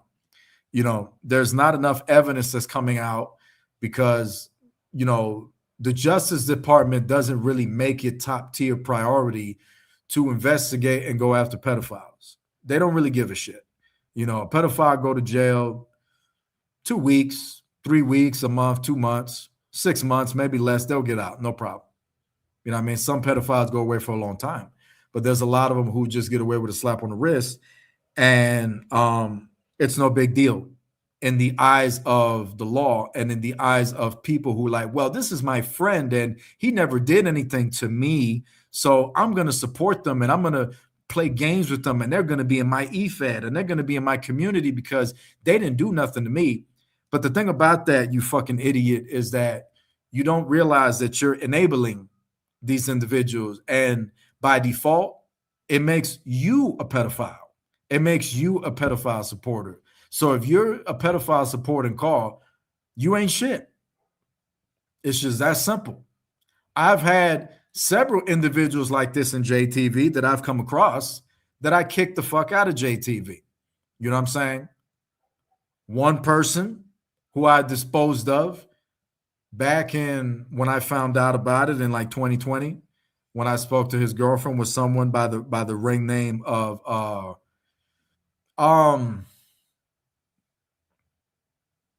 I can't even remember his ring name. It's been so long. You know what I mean? But the article was put out about him. It's on this channel, and it was a done deal. I can't remember his ring name anymore. We got rid of him the moment we found out. Someone else, look, Mark is putting in the comments, that's someone else. And I'm not talking about that Ryan Riley guy, but that's one person who openly came out about it. And then there were other individuals who supported him, who we chose to cut communications with. You know what I'm saying? I know that there was someone else that I'm not going to mention recently that is also on that pedophile supporting shit for personal gain in their EFED. And we chose to just kind of move away from that person. That person really kind of turned on us, to be honest. They know who they are because they're a rat, and they're in the communities being a rat. And that's all they really have to offer because they're desperate, So it's not okay. It's not a good thing. It's not right. So I'm absolutely in support of this movement of Stop the Hatred. And that includes pedophiles, and it includes people who are toxic and call. It's just that simple. Okay. So that's that. Any questions on that? I'm happy to answer whatever you got. Okay. So as I continue the show, we still don't have anything from Scott Gross. Scott Gross is still not here. Let me double check. No, he is not backstage. So we're going to continue having our conversation. What else do we have?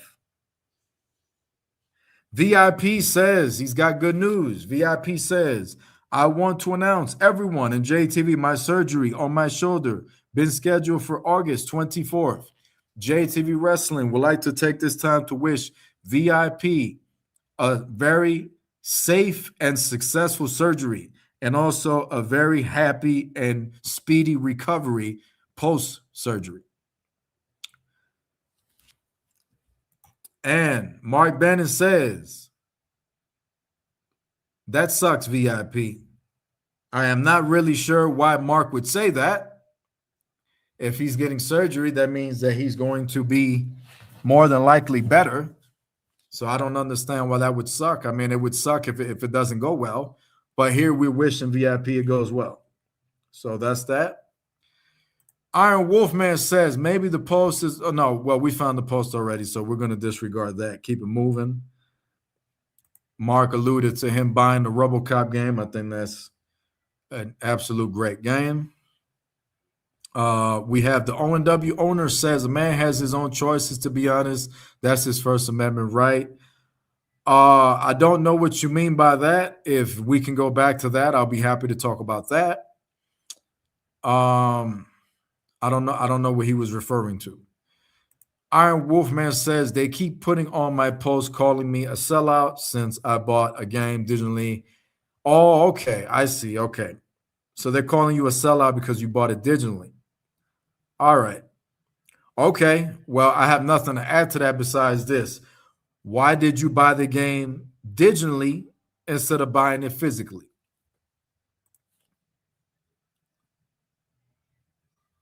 Maybe you could tell us that. Iron Wolf says GameStop, best known for selling games a lot, physical copies. I even said in the past, if Sony gets rid of physical disc copies, it's going to mean business. It's going to mean business for GameStop. Yeah, I don't have nothing to add to that. I can agree with that.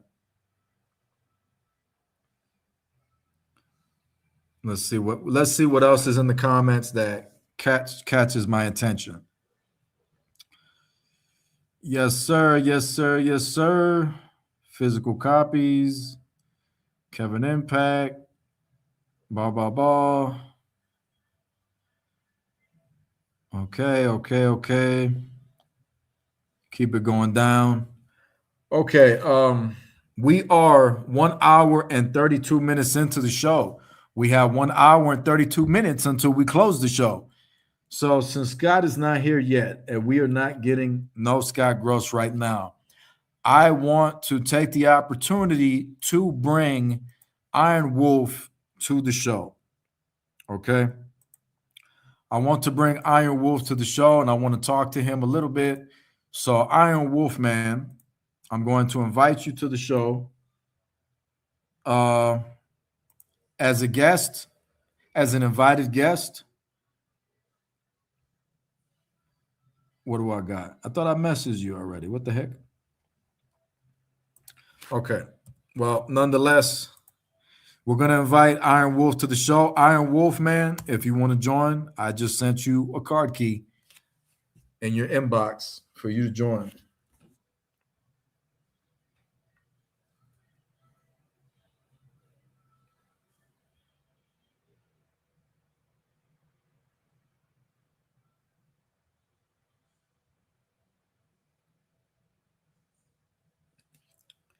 So feel free to join. I think we're going to be joined by Mason Steele momentarily. Whatever questions you guys may have. Okay, it says here, whatever choice of game you want is your First Amendment right of choice. Yes, I do. I do agree with that. That is a fact. Um, it's true what you're saying, and I agree with it. But the thing about it is that by people continuing to buy digitally, right? It equates to cancer and the death of the culture of gaming. You see what I'm saying? To say it's a First Amendment choice is like it's to say, well, I have a First Amendment in America to like mumble rappers, and that'll be true. You have a First Amendment to like mumble rappers, but that doesn't mean it's a good thing because you're enabling people that are destroying the culture of rap and hip hop. You know what I mean? So it's the same. Maybe you like rock and roll. Maybe O&W loves rock and roll music, and it's just like, okay, well, people have the First Amendment to like anything else outside of rock and roll music. What if everyone worldwide decided, oh, we don't want to listen to rock anymore, and they listen to everything else, and the culture of rock and roll dies? You see what I'm saying? Rock and roll is going to die off because nobody is listening to it anymore worldwide. You see what I did there? So, of course, that'll be your First Amendment if you want to do that, but it would contribute to the downfall of that particular brand, that particular thing, that to be able to have access to that.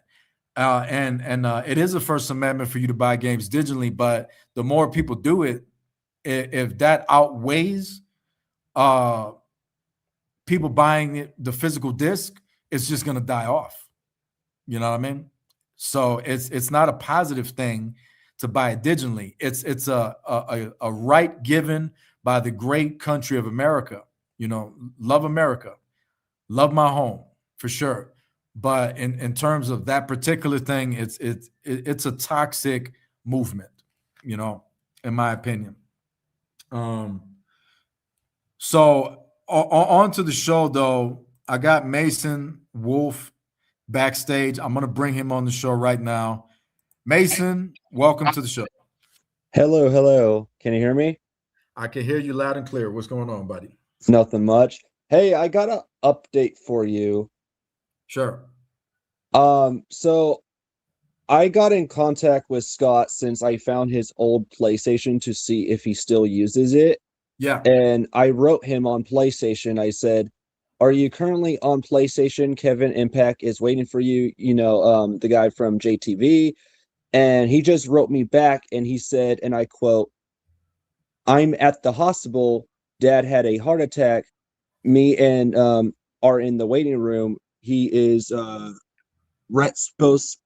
rating. I don't know if I'm saying that word right. Tell Kevin I'm sorry. Going to reschedule next time. You want me to send you the screenshot so you have it?" I don't need the screenshot. I'll take your word for it, and I appreciate you letting me know. He can still reply to me.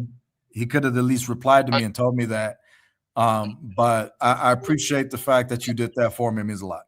Okay. Yeah, because I wanted to see if he was still active on PlayStation since he has so many accounts, so I had to figure out which one was the one he currently uses. Yeah, he does. He's had a lot of accounts for many years. I go way back with Scott, so if you tell him Kevin Impact, he knows exactly who I am. Yeah. And I mean, we go back with Scott. You know what I mean? Oh yeah. And I go back with Scott. So yeah, but I appreciate you coming on there and letting us know that Scott more than likely is not going to make it here today because his father had a heart attack. And Scott, my unfortunate, it's unfortunate. It's an unfortunate thing. My best regards to your father. Hopefully he recovers and everything goes well. And I guess we could schedule. For the next one. Yeah, because I probably because there's been times when because I know the feeling too when you have something scheduled and something unfortunate happens without your consent, because stuff like that happens unexpectedly. Right. Yeah.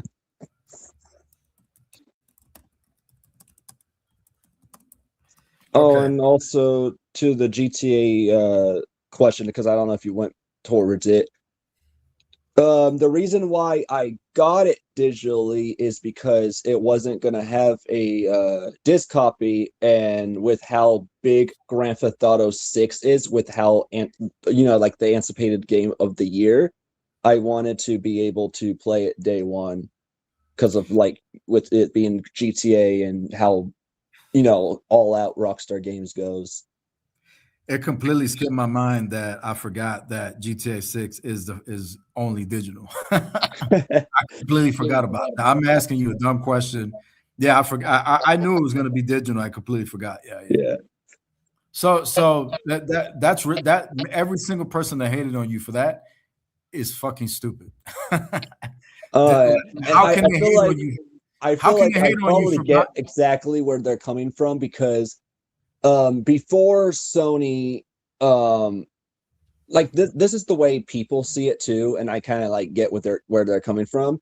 Before Sony made that statement of how they're going full digital and getting rid of physical copies starting in January 2028, it was Rockstar Games that originally posted that GTA 6 wasn't gonna have a disc copy, and I think that's where it led Sony to making that decision. And people are saying that they blame GTA 6 because of it, because it first started with GTA 6. And people are also saying it was bad timing on their end, especially with the GTA 6 marketing, that Sony made it the bad timing on announcing this. I can agree with that. I think it was all planned. I think that and the reason I say that is because I had conversation with people, and it's look, notice how GTA goes digital, right? And then Sony comes out saying, "Oh, 2028 we're going digital." Mm-hmm. You see what I did there? So people knew that they was in on it, and it's a power move. You know what I mean? You go digital, you could charge whatever you want. You own the land pretty much. And it is a problem because everybody that buys WWE 2K every year, and that's going to get GTA 6 like me. And for people who buy games every single year, whether it be NBA or whatever, or any game, you're kind of forced to do what Sony wants because it's not going to Yeah. stop you from playing video games. You know what I mean? So it makes it hard, and it guarantees that they're going to make that money too. That's the problem. Yeah, and the thing that kind of worries me about like them going all digital is, put it to you this way, is my old account in a way where I had up to, I believe, 500, 600 games digitally on my old account. I believe it was WWE underscore fan 12345. I forgot like how many numbers I had in there, until it got hacked and I lost all those games digital. And with them going full digital, that kind of makes it like, where what if we get hacked? It's not like we're going to keep those games because those hackers are going to be pretty much taking them from all of us. I can damn sure guarantee you that there's going to be a lot more hacking going on because of the fact that it's a digital world now. You know what I mean? So I believe that it's going to be a big problem. I think you, just like me, was around like a lot of people in the comments back in 2010 or 2011 when Sony got hacked the first time. Oh, very, I very remember that, and I remember when one of the biggest like events on GTA Online, and this was around Christmas time, because a lot of people love to like hop on GTA Online around Christmas time because of like this little like Christmas event, especially with the snow being added. I remember, I forgot what year was it. I think it was like 2015, 2016, when Sony got hacked during Christmas time, and people wasn't able to log into on their PlayStations, especially those who got a PlayStation during Christmas. Oh yeah, Right. it was Lizard Squad. Yeah, I remember that. Lizard Squad, yeah.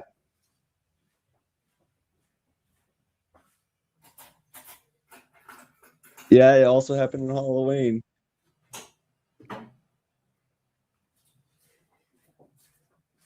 Well, I do remember Lizard Squad hacking Sony back in 2010, 2011. Corey Flash was around for that. And a couple people that I knew about. Scott Gross was definitely around for that. Yeah. And basically, it was a big deal. And I think that we're probably going to go back to that. You hit the nail right on the head. You brought up the fact that now with Sony going digital, PlayStation Network, whatever they're going to call it, it is a problem because if you get hacked, that's it. You're screwed.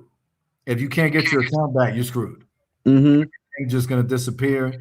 And I heard something about if you don't log in after like 3 years, everything gets erased. Oh yeah, I have seen something about that. Like, I seen online, because I guess Sony went on like a little like whatchamacallit, a social media break because of the whole controversy that went on due to like the announcement. I believe they haven't posted anything within like 4, 5, 6, like how many days. And I believe on the 8th or 9th day they finally posted stuff. And I seen an article somewhere where they finally said something like where which I don't think they said it, but it was like an article, which I wouldn't be surprised if Sony was the ones who made this rule. It says that if you are playing on like not logging into PlayStation or like quitting PlayStation, and you haven't logged in during like a certain amount of time for like so many like weeks or months, you will automatically like not only lose that account, but you would lose all those like games that you owned, like you actually own it, which with digital you are renting games. But my point is, I seen the same thing where if you don't log in on a certain amount of time, you lose that account. And Right. I call BS, because it's like, what if we don't actually quit PlayStation, but what if we go on vacation? Yeah. So that it kind of puts those on jeopardy who goes on vacation. Okay, that what was were you something, going to say? that was something that was brought up recently that I agree with you on, that I thought was insane, because it's like, what if you do go on vacation, or what if you're working and you're away for a couple of years? Imagine if you go to the army. Imagine if Oh you was in yeah, the military for like 5 years and you come back and everything on your PlayStation account is gone because you don't have nobody to log in. Like that to me is mental. That's some mentally ill controlling type shit. You know what I mean? especially if you work a full 7 day job and you only have the weekends off. Right. So it's like you don't have that much time to even be active all the time on PlayStation. Right. And it's like, let's say if you do come back to PlayStation, and especially if it's your day off, that's something you don't want to log into, saying like, "Oh, your account has been permanently banned," for us like a very, very stupid reason. Right. And throw that money away. And I kid you not, if that was me, I would be like the most disappointed PlayStation fan ever, because I looked on the PlayStation and it shows that I have up to 1,700 and something games owned digitally, and most of my other games are like on disc, but most of them are like on digital, because there are games where I get both disc and digital, because that way I could either get it like on the day it released and don't have to worry about delays, and then on disc I get it to like just have that game to my collection. But that would be over like a lot of like money's like spent that you would be like losing. Yeah. I mean, I don't even want to think about it, but it's a scary thought. You put a lot of Mhm. money and time into this shit. Think of the trophies that you also gotten over the years that you acquired gaming, and Yeah. here comes Sony, who is money hungry and it's just fucking weird now, because you had a conversation with me back in the day about Sony. To me, Sony is Rockstar Games. To me, Sony is passion. To me, Sony is playing all these great games when I was coming up. The passion that I have for PlayStation when I'm playing Crash Bandicoot and Tekken, Spyro the Dragon. You know what I mean? Everything that made PlayStation iconic. And it's not that anymore. Now it's a corporation in the sense that they want to do things that make you uncomfortable. They want to try to ask for personal information. They want you to sign a contract agreement before you play every video game. They want you to sign a contract with them every time you log in. They want your personal information. They want to Mhm. have PlayStation. Y'all remember when PlayStation was free?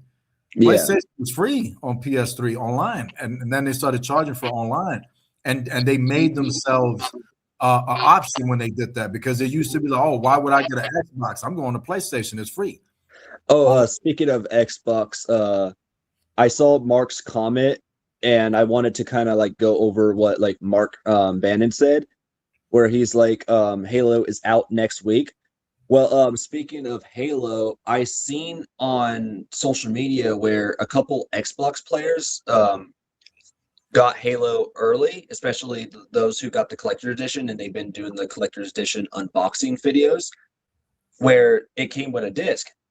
But I guess Xbox is kind of doing I guess like a thing now, where if you're getting the copy early, and people are questioning like, if they're getting the copies early, why isn't there Halo gameplay? And that's where I'm gonna just say it.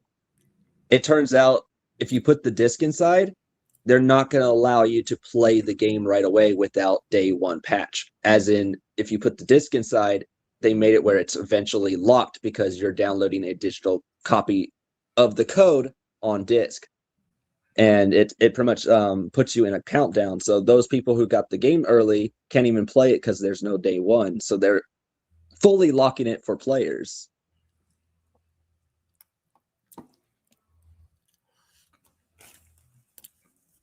that sounds insane. Yeah, because pretty much short way to say is Xbox is making it where disc, if you put the disc inside, you're installing a digital version of the game now.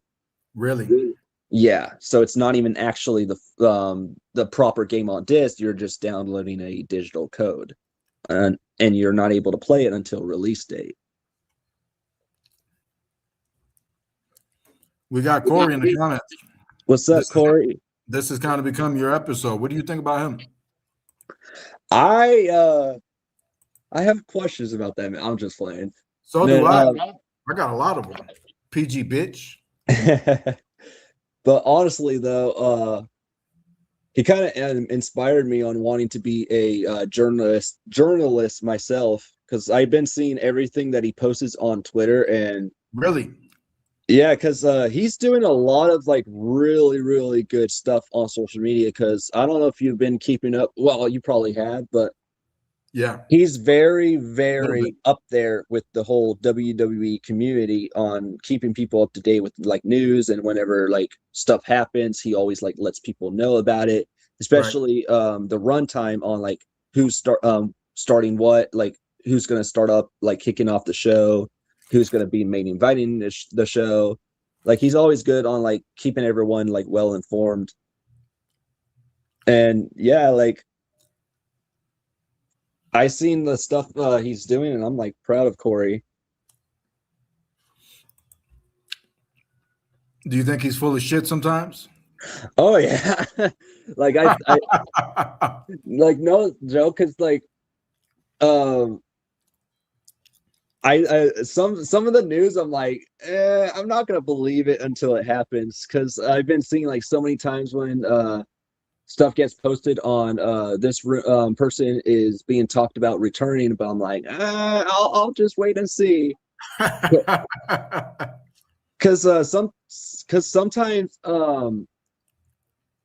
when news gets posted, which I don't blame him, because like sometimes most of the news would come from like people who assume that a wrestler's returning, but nothing gets confirmed, and it's like you're just waiting and waiting and waiting, and it's like nothing happens. Right. But but the one thing that's actually happening is because I don't really watch the product as much, but I'll be like tuning in then and there, which I have. The one thing that brought me back, which I know a lot of people are probably gonna not like me for this, but other people have different tastes in wrestlers. Fuck them. That's your opinion. Yeah. Okay, so the one thing that brought me back to watching wrestling again is when I saw that Baron Corbin is back in WWE, and you probably know this, but others don't. I am a huge Baron fan, and I own a whole lot of his merch, and I've been keeping up with him in the indies. And I'm kind of like, one, I'm happy that he's back, but at the same time, I hope that they don't do him dirty, because the last time he was in WWE, they kind of like did him dirty. So I just hope that if they do him right, then all things will be good. Wait a minute. What the hell? Corey Flash is here listening, that son of a bitch. It's Corey Flash. What's up, Corey? I hate spoilers. Oh yeah, you ain't wrong about that, Mark. Because is this a spoiler? Oh no, this already happened. Already happened. Yeah, because speaking of spoilers, when Paige returned, I had a feeling she was coming back, because the social media kind of ruined it for me when it happened. Everybody knew she was coming back. But if they would have kept that quiet, it would have been more of like a surprise for me. I mean, is it really a surprise though? You know? Yeah. Is it really a surprise with Paige? I mean, you know. Welcome to the show, Corey. I guess pop up a surprise shit. You popped up. You came out of nowhere. He just came. He's like, surprise, mother trucker. Mason just said he agreed a little while ago that sometimes you're full of shit, and I agree with him. What do you think about that? Everybody's full of shit. So that means we just keep doing it, right? Yeah. We put that into society. We send that message. Everybody's full of shit, so I might as well do it. But the one thing to learn when you're like a news page is we all make mistakes, but the one thing that keeps us going is we like move forward from those mistakes, and we learn to like get better and be more reliable on like the news and such. But he's not saying to be better, Mason. He's putting the message out that it's okay to be full of shit. Yeah, he's like, it's okay to be full of shit. Hey.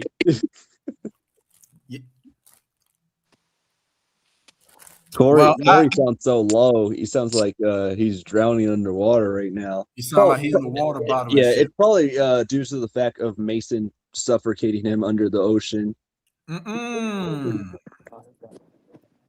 Well, it's interesting, you know. I'm not going to be like TKO when I have someone important in the building. I like to make it interesting and juicy. Oh yeah. I'm not going to bring Corey on here and just play politics, or should I say, I'm not going to bring him on here and treat him like a fucking jabroni. You know, if Corey decided to come on here, I mean, I want to have some fun before he says, "Okay, guys, I got to get out of here." So, Corey, welcome to the show, man. You want to have some fun, or how much time you got in your hand? I don't know how much time I got. I'm here though, so. All right. Well, I mean, you have the opportunity to jump into this because I want to go back to what Mason said. Mason said he doesn't watch the product anymore in reference to TKO's WWE. Why is that, Mason? Why is that? Well, one, it's the same stuff that you see over and over. Like, the one thing I don't like with the product is, like, I don't mind rivalries, but when you play off the rivalry over and over and over again, it just kind of loses that value, and it just kind of gets like tiring now, to the point where it's like, get on with it. We want to see something new. We want to see something new each and every day, not the same rivalry over and over, not the same BS. And then it's like you have wrestlers who I believe work their butt off each and every day, and they give opportunities to these people. Like, for example, Tiffany Stratton, which she's already the champion. And I was kind of upset when I figured JC Jane should have won that tournament and been added to that match in the ladder match, correct? But yeah, I just feel like they're giving all these opportunities to wrestlers who I feel like TKO always what's the word, sees as the fan favorite, and they always pick favoritism. Yeah, and I feel like they put them in that position. They keep, you know, they have picked favorites. And I just feel like there's all these wrestlers like JC Jane who started off from NXT and worked her way up to the main roster. And I feel like, what's the whole point in calling up these wrestlers to the main roster if they're not going to be used properly, and they're just going to turn them into jobbers, turning them into like these people who are not going to be giving these like championships.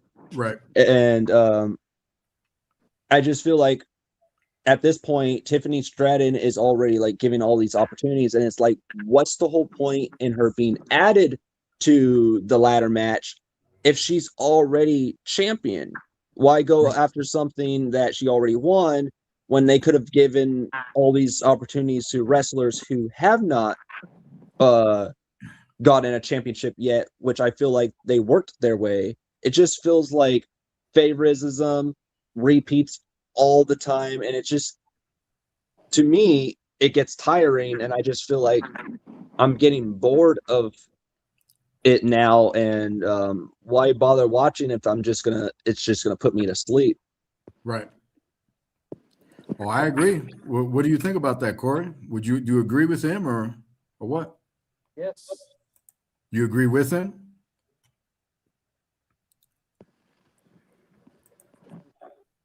Same people in the spotlight over and over. They're putting the same people in the spotlight over and over. It gets to a point. I mean, there's some of it that you like though, because on your Twitter I saw you was marking out for Seth Rollins and Braun Breaker and stuff like that, and I think you marked out for Charlotte Flair. So I was like figuring out, like, you know, because you tell me something else off air, but on Twitter you get excited, you know. So what is your actual take? I don't want social media version of you. I want you. and what you actually think on the plus and the negatives of the current product. You know how I feel. This is not about me. This is you guys. You know, don't tell me what I want to hear. Tell me what you actually think.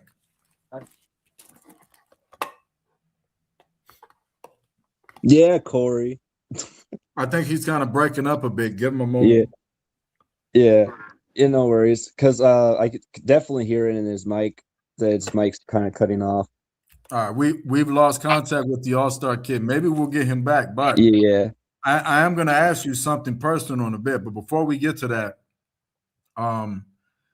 you know, I want to go back to what you said. You said that you felt as if, you know, part of the issue is just a repetitive style of booking storylines and whatnot, and the constant putting people in certain positions and stuff like that.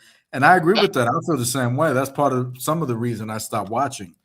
You know, it just gets really repetitive and boring. Yeah. When you do that and you have a roster of like 150 people that you don't really need, you know, what else would you say is part of the issue that TKO's version of WWE is having? I feel like they're running out of creativity because it's like, you know how I'm a big part of the Wyatt fandom, like the Wyatts. Right. And I feel like they started off good when they came because they made it seem like they were going to be like this like group of team that was going to like cause chaos when they first made their debut, when they caused a massacre backstage. Yeah. To now the Wyatts started from this most sinister, dark group that is going to cause chaos to this team who can't be taken seriously now, and they're turning them into jobbers. And part of the whole repeat has to also do with when they kept putting them in the rivalry over and over and over with the MFTs. And I'm like, when is it going to be over with the Wyatts getting like their lanterns back? And it just, what are they doing with the Wyatts? And I feel like part of it has to do with, I forgot what his name is, but it's part of the original guy that was behind the creative of the Wyatts was no longer a part of the creatives anymore, and they pretty much gave the creative team to, I think, TKO, and which it used Something to be like that. Something like that. I think it's a collaboration. Yeah, which it used to be thing. some other guy that did the creativity that helped out with it before. I don't know if he left or he was moved to a different promotion behind backstage. Okay, let's stay there for a moment because I got a question for Corey, but I got another alternative question for Corey. Corey, you did you hear what he said? Yes. Okay, so this is where your expertise come in. He said something I didn't know about.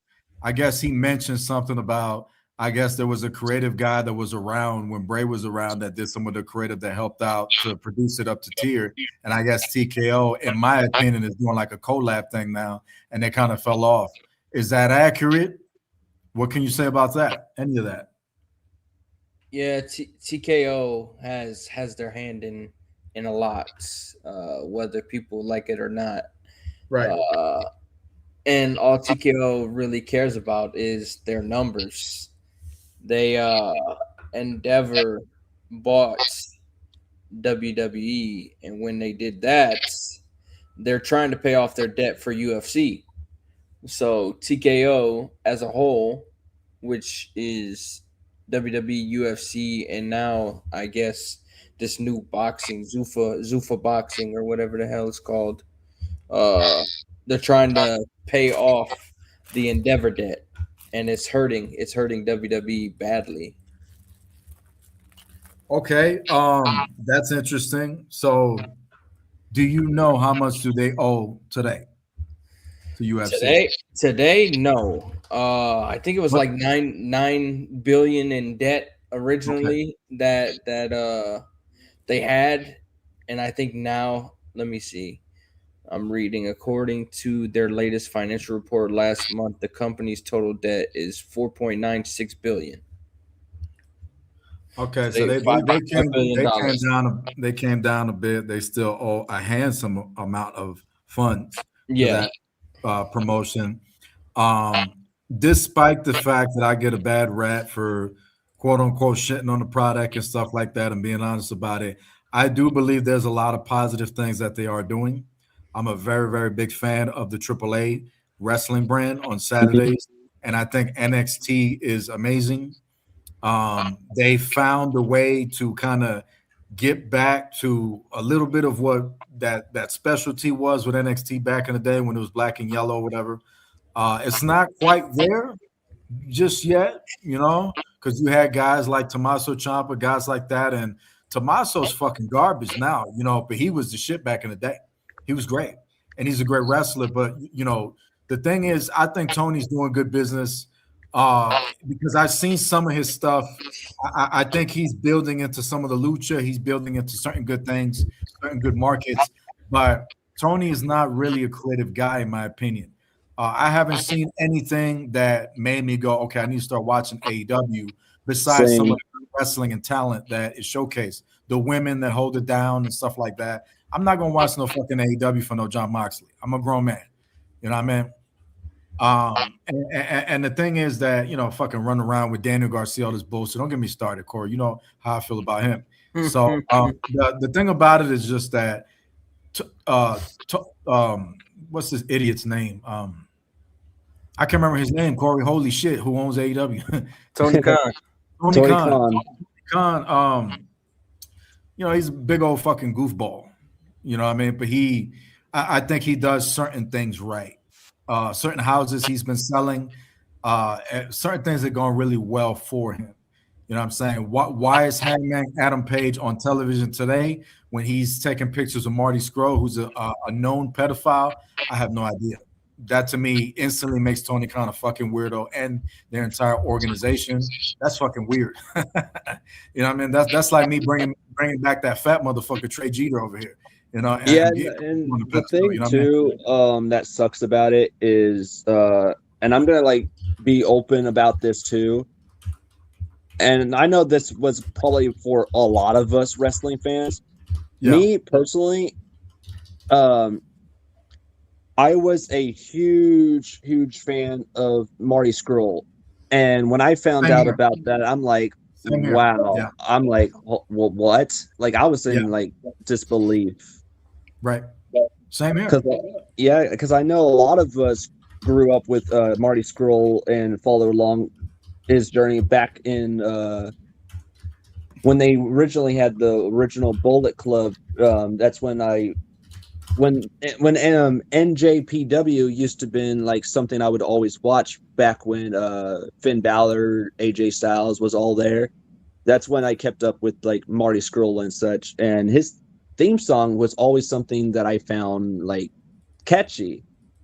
And I loved his character, his persona, his wrestling skills. And when I found out about that, recently, I'm like, it kind of gets you to the point where it's this one thing I would always see online where it's people always say, you think you know someone, but it's you never knew that person the whole time. Right. I agree with that. I think Marty was the future of the wrestling. I saw a lot of him. I watched him for a couple of years. He had a good look, good wrestler. He could talk. I mean, he had a good gimmick. He had that villain gimmick, and the villain gimmick got over. You know what I mean? It's just that he's a fucking idiot, and besides the point of him having this mental illness that he has to be a pedophile, I think that he should have just fucking got help. Just get out the business, just get help, and don't come back until you're good. And I've said the same thing to a lot of people around me, and even people who may be listening now or in JTV who are a hidden pedophile. If you have this type of problem, fucking get help. It ruins relationships, friendships, relationships with your lover. It ruins your reputation. There is no reason. You know what I mean? So I feel it's not a good thing, man. Just try to get some fucking help and it's the right thing to do. So, but I going back to WWE and everything we're talking about, you know, Tony has a few things he does, and then TKO has several things that they do. And it's like I said, I think Lucha, AAA, and NXT is fantastic, and they have a lot of good talent on Raw and SmackDown. But it's like you said, and I agree with, a lot of these people are underutilized, and I don't understand why. We should be in the with money's going to be made regardless. You don't have to be desperate for money. You know what I'm saying? You're the WWE. You're going to make money regardless. There is no reason to be that fucking desperate. Actually write stories. And if you can't write stories, hire someone who can write stories. Get Paul Heyman on the phone. Get Eric Bischoff on the phone. Get someone that— Man, if I was a part of WWE, I have a couple like ideas, but you know, they're not going to even hire anyone like us. Right. They don't care. It's like Corey said, and I agree with that. You know, it's one of those things where it's like they really don't give a shit. They're making money. TKO is, you know, they're making money, and they have to make money. I mean, they're still in debt. According to Corey, you know, allegedly they owe almost $4 billion to UFC or whatnot. So it's something that they have to constantly keep making money. But the thing is, I just think that's so stupid, because it's like, I'm someone that believes if I was in charge of WWE, I can make money while telling stories. I don't need to give you Cody Rhodes versus CM Punk 10 times in a row. I could tell you, oh, Drew McIntyre gets his old theme song back, Broken Dreams. Put the world title on him. I can tell you, oh, I'll take Baron Corbin and I'll make him a top star, and I'll give him a crazy gimmick that'll make you like him and people won't hate him anymore. I'll take someone and make him a star, like I try to do to the guys in JTB. You know what I mean? That should be the business in wrestling that we should be in. Something compelling. Television that's like, me and you have a conversation. It's like, hey, this Monday Night Raw, the world is watching it. We can't miss it. We don't have— And also, with the whole character change, like, oh, I'm going to give you this, and it'll probably give you something to watch. To kind of like go back with that, we already know, people already know by now, Lyra Valkyria is heel, and recently on Raw, she came out looking like the character from The Ring, and from what I found out, they're supposed to like be making her like this so-called Nikki Cross type character. And I found out recently about this.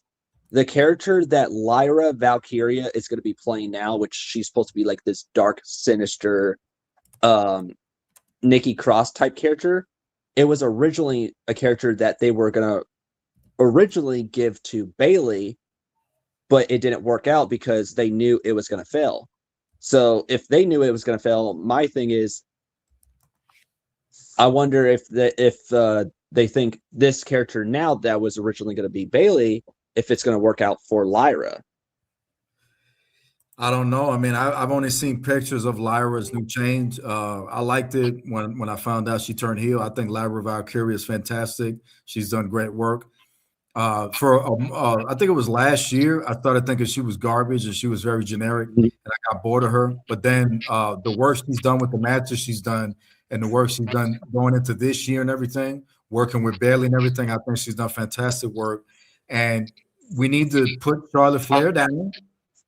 You know what I'm saying? Put her to sleep permanently. Put the Bella Twins to sleep permanently. Put Paige to sleep permanently, and focus on the actual positive women of the WWE that are there to build for the culture, not there for money. Yeah. You know what I mean? And Lyra Valkyria is that. Lyra Valkyria is someone you can build the brand of. You don't build the brand around someone like Paige, who is on Pornhub encouraging your kids to be a hoe when they grow up. You don't build the brand around worthless Bella Twins that are in the Hall of Fame because they sucked up to the right person. You don't build the brand around someone like Charlotte that is gifted everything. You know what I'm saying? You built it around a wrestler. You built it around someone that has passion like Bayley. Bayley should be women's champion, but she's doing good work in AAA right now, and I'm glad. You know, Lola Vice is doing fantastic work.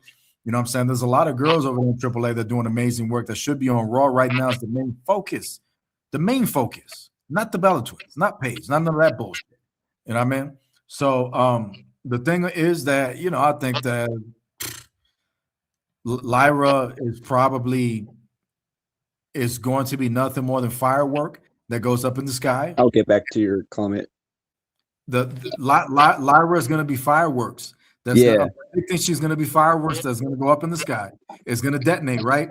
It's going to be pretty colors, and then it's gone. They're not going to do anything with it. That's what I'm predicting. So I don't know where her gimmick is. I don't know what they're trying to do. I guess they're trying to do a Nikki Cross thing.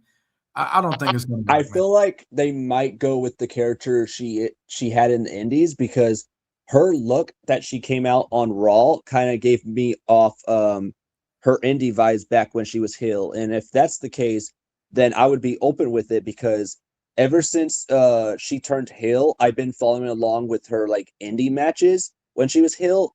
And people who judged Lyra and feel like her being heel might be a bad thing, but if you look in the indies, a lot of people don't know this, but Lyra used to have been a heel back in the indies, which she did a very, very phenomenal job.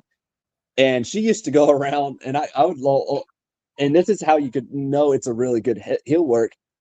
She used to go around making an entrance where she would go around grabbing the beanies or hats off of the fans and throwing them off their heads, like as a heel would do. And she would go around like tearing like signs up and throwing the hats off the heel, off your head. And she wasn't known as the Bird Lady back in the indies. I think they called her the Raven, but I think she might be going back to that Raven type look.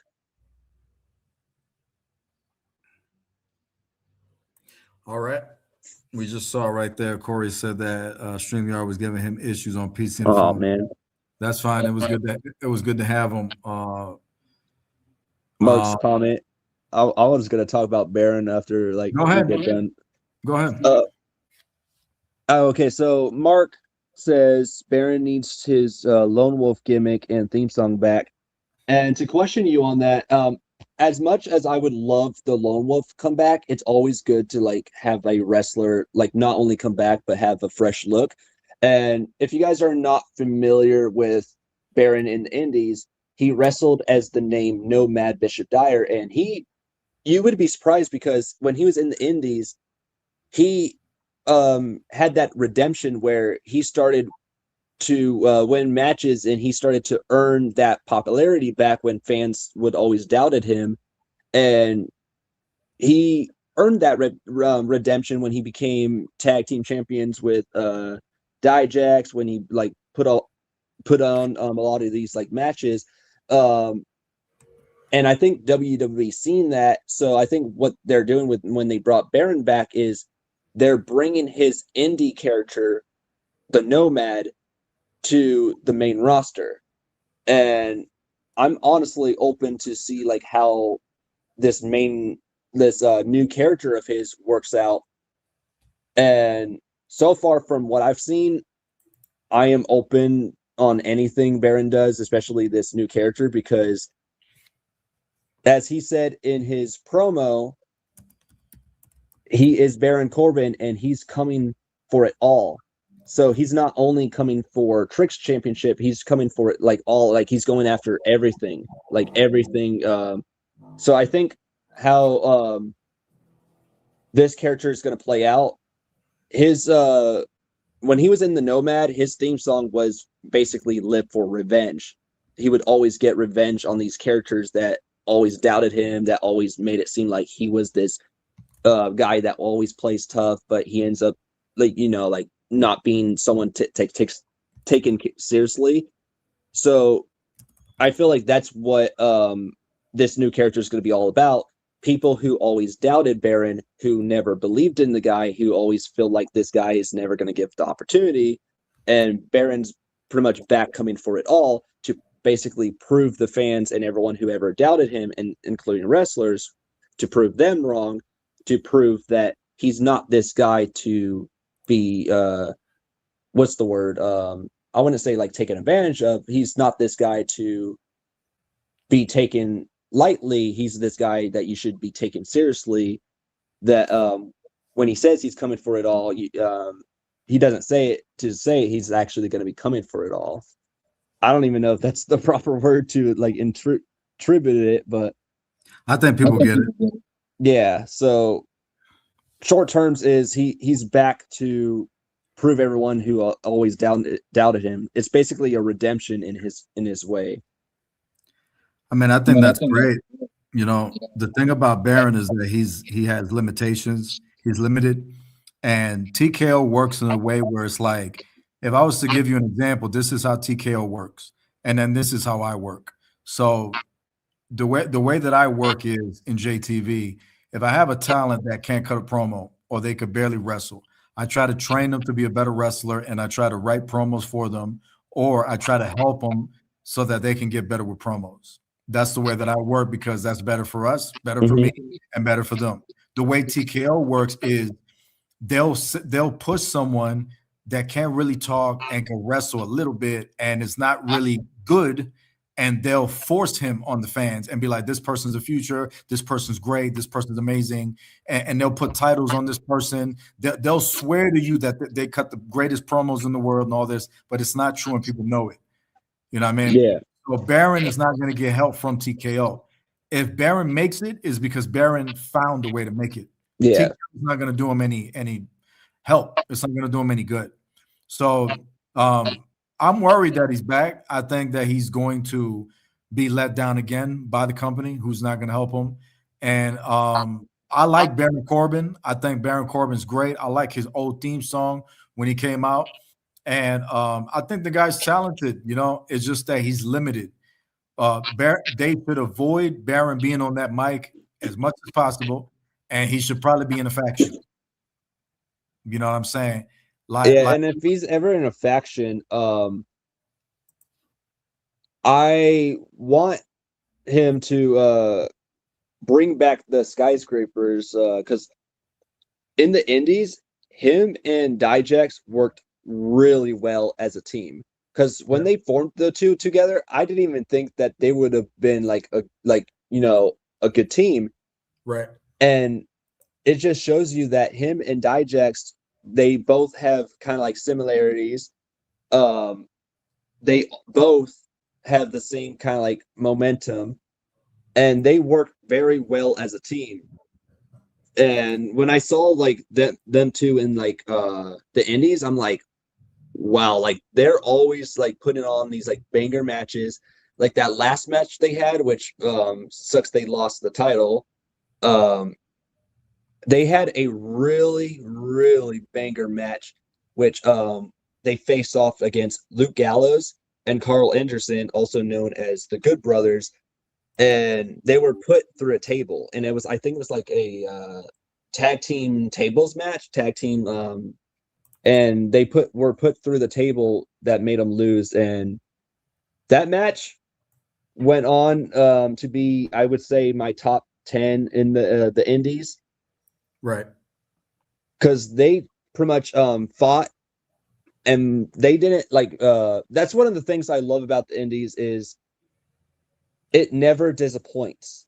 And you could just watch these matches for ages and still walk out as a happy fan. Right. And I wanted to go by what you were saying too, because that's one of the things I love with like JTV wrestling is you working with us like talent, and it doesn't matter if we're not great in the ring, because I've been having not that like good matches. I would like job a lot, but you never gave up on me. You would like always work with me, and you always like work to like help me on getting better. And I appreciate that, because as someone who dreamt of being in the WWE and wanted to actually be a wrestler myself, after hearing what Dijak said in his recent live stream, I'm like, screw that. I'm better in this call community, because because I guess someone asked him, because for those who don't know, the wrestler Donovan Dijak, he goes live every Monday at 7 p.m. Pacific time, 10 p.m. Eastern on Whatnot. And he does like auctions, like free giveaways, but he also answers questions from the fans. And one question that the fan had asked him was, how do you get into the WWE? And Dijak said, to become a WWE wrestler, it's not easy because you would have to be athlete. And if you're not athlete, you would have to train at the performance center, which that goes through a lot of training. And if you're not training in the performance center, or if you don't have a athlete like background and have that like background of yourself, they're not going to hire you. You would have to be an athlete or train in the performance center. And hearing that, I'm like, oh, it's probably going to be harder for me because they're probably not going to hire someone who's a YouTuber. I would have to be an athlete.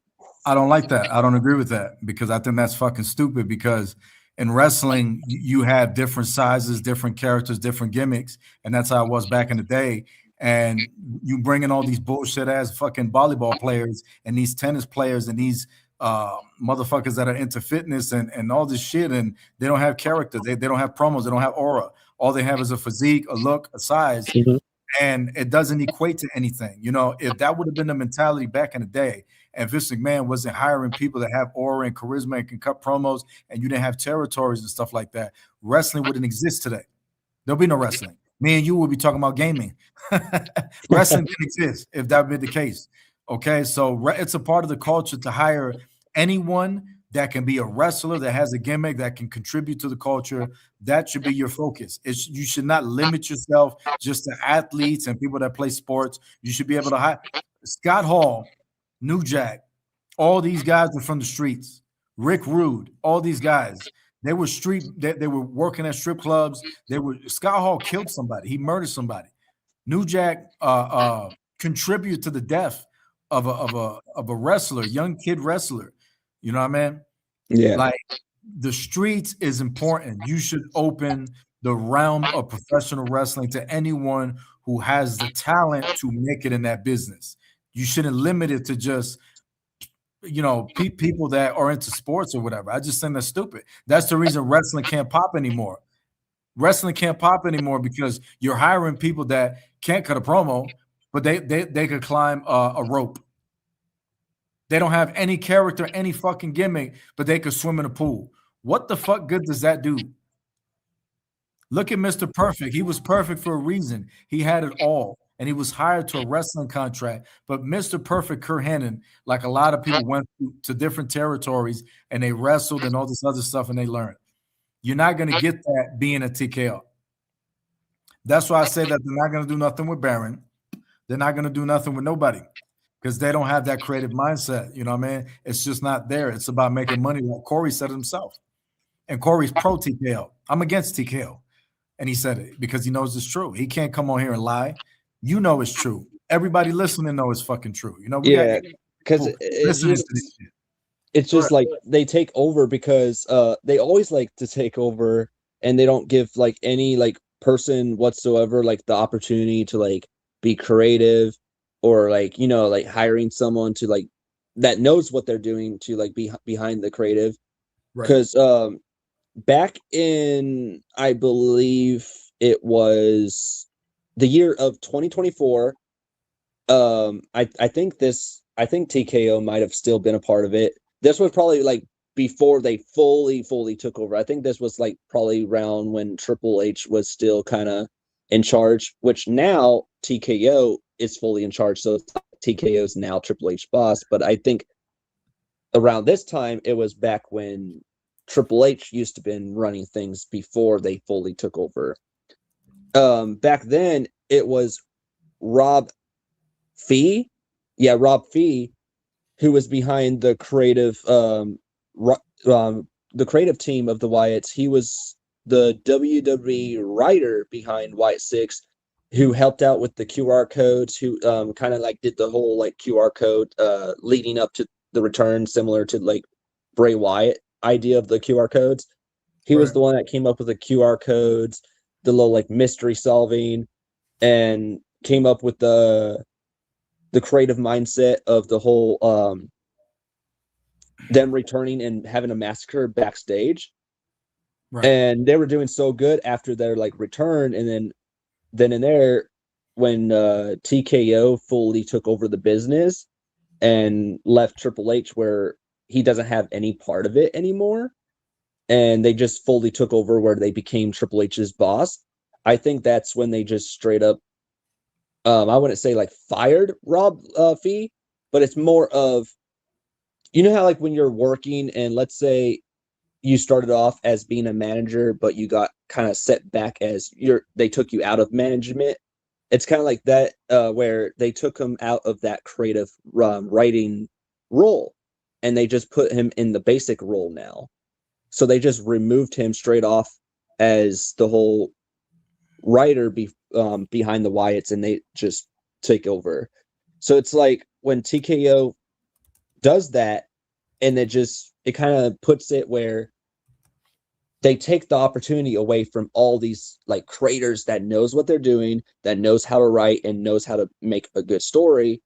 And when they just take away that creativity and they just fully take over, they just ruin it. Right. And they just been ruining a lot lately.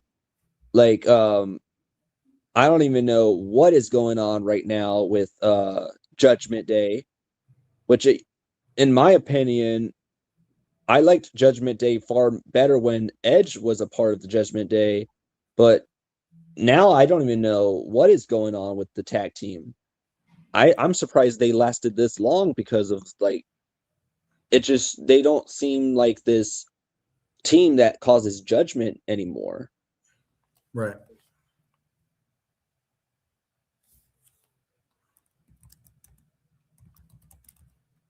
Yeah, that's so true. Like TKO doesn't care about the fans, because it's like fans want this. Fans want these wrestlers to be champion. Just like how a lot of fans who've been following along Jacy Jayne's journey, and when she got caught up to the main roster, fans wanted her to be a part of the championship opportunity. And but the thing about TKO is what the fans want, they probably see, and they just take away the fans like ideas. They're like, oh, we see your guys' idea, let's just wipe it down the drain. Like how the fans want Jacy Jayne to be champion, they're like, oh, we hear you, but nope, we're not going to make it happen. It's like what the fans want, we don't get. They don't care. They have a business formula. It's like this. It's like, let's say the JTV fans wanted you to be world champion.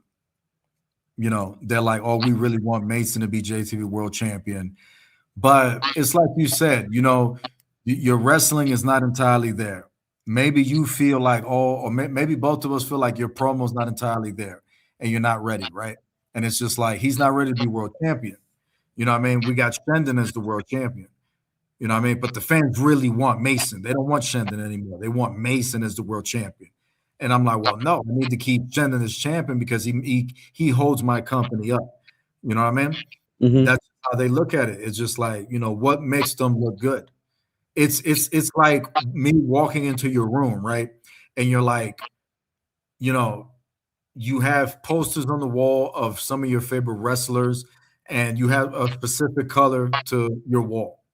Like you want that to show, you want that to be the image of what, you know, you want people to see when they go in your room. You want that to stand out. They want their favorites to stand out. And they're not interested in listening to the fans to where they push the people that they want, and they're not interested in writing wrestling television for the culture. You know what I mean? They're not writing television to tell you about the next Rob Van Dam and the next Jeff Hardy and the next Batista and the next Stone Cold Steve Austin. You know, they're writing TV that is just like, oh, you know, wrestling matches on TV. Oh, you know, logos. Oh, you know, because Snickers is sponsoring WrestleMania.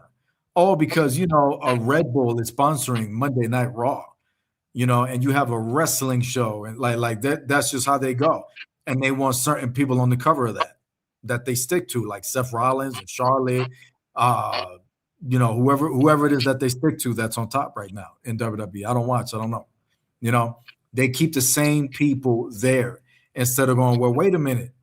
You know, Ethan Page is nice, We need to put him on Monday Night Raw and make him a top guy, you know. And I think he's on SmackDown or Raw, one of them. I don't even know. But you know, I believe SmackDown. Okay, we need to call up Lexis King from NXT because he's dope. We need to try to make him a world champion one day. We need to build on that. We need to stop pushing Seth Rollins. We need to stop pushing all these fucking PG bastards that don't really have nothing to offer. You know what I'm saying? For the fans that like Seth Rollins, for example, listen, he's been world champion multiple times. What else is there to do? Yeah. I mean, Lexis King kind of called me Michael by mistake. Oh, he did? Yeah, in a cameo request. That's cool. But yeah, it's like I know what you're like saying. Yeah.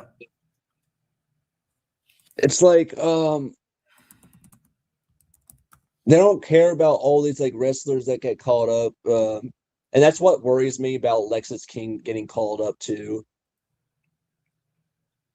The way I see it is they don't care about what us fans think, who we want champion, who's the most wrestler we would want to see champion the most. They don't really care of what our words matter as long as their product is getting money. And that gets me to remind you, because I wanted to ask you something. Sure.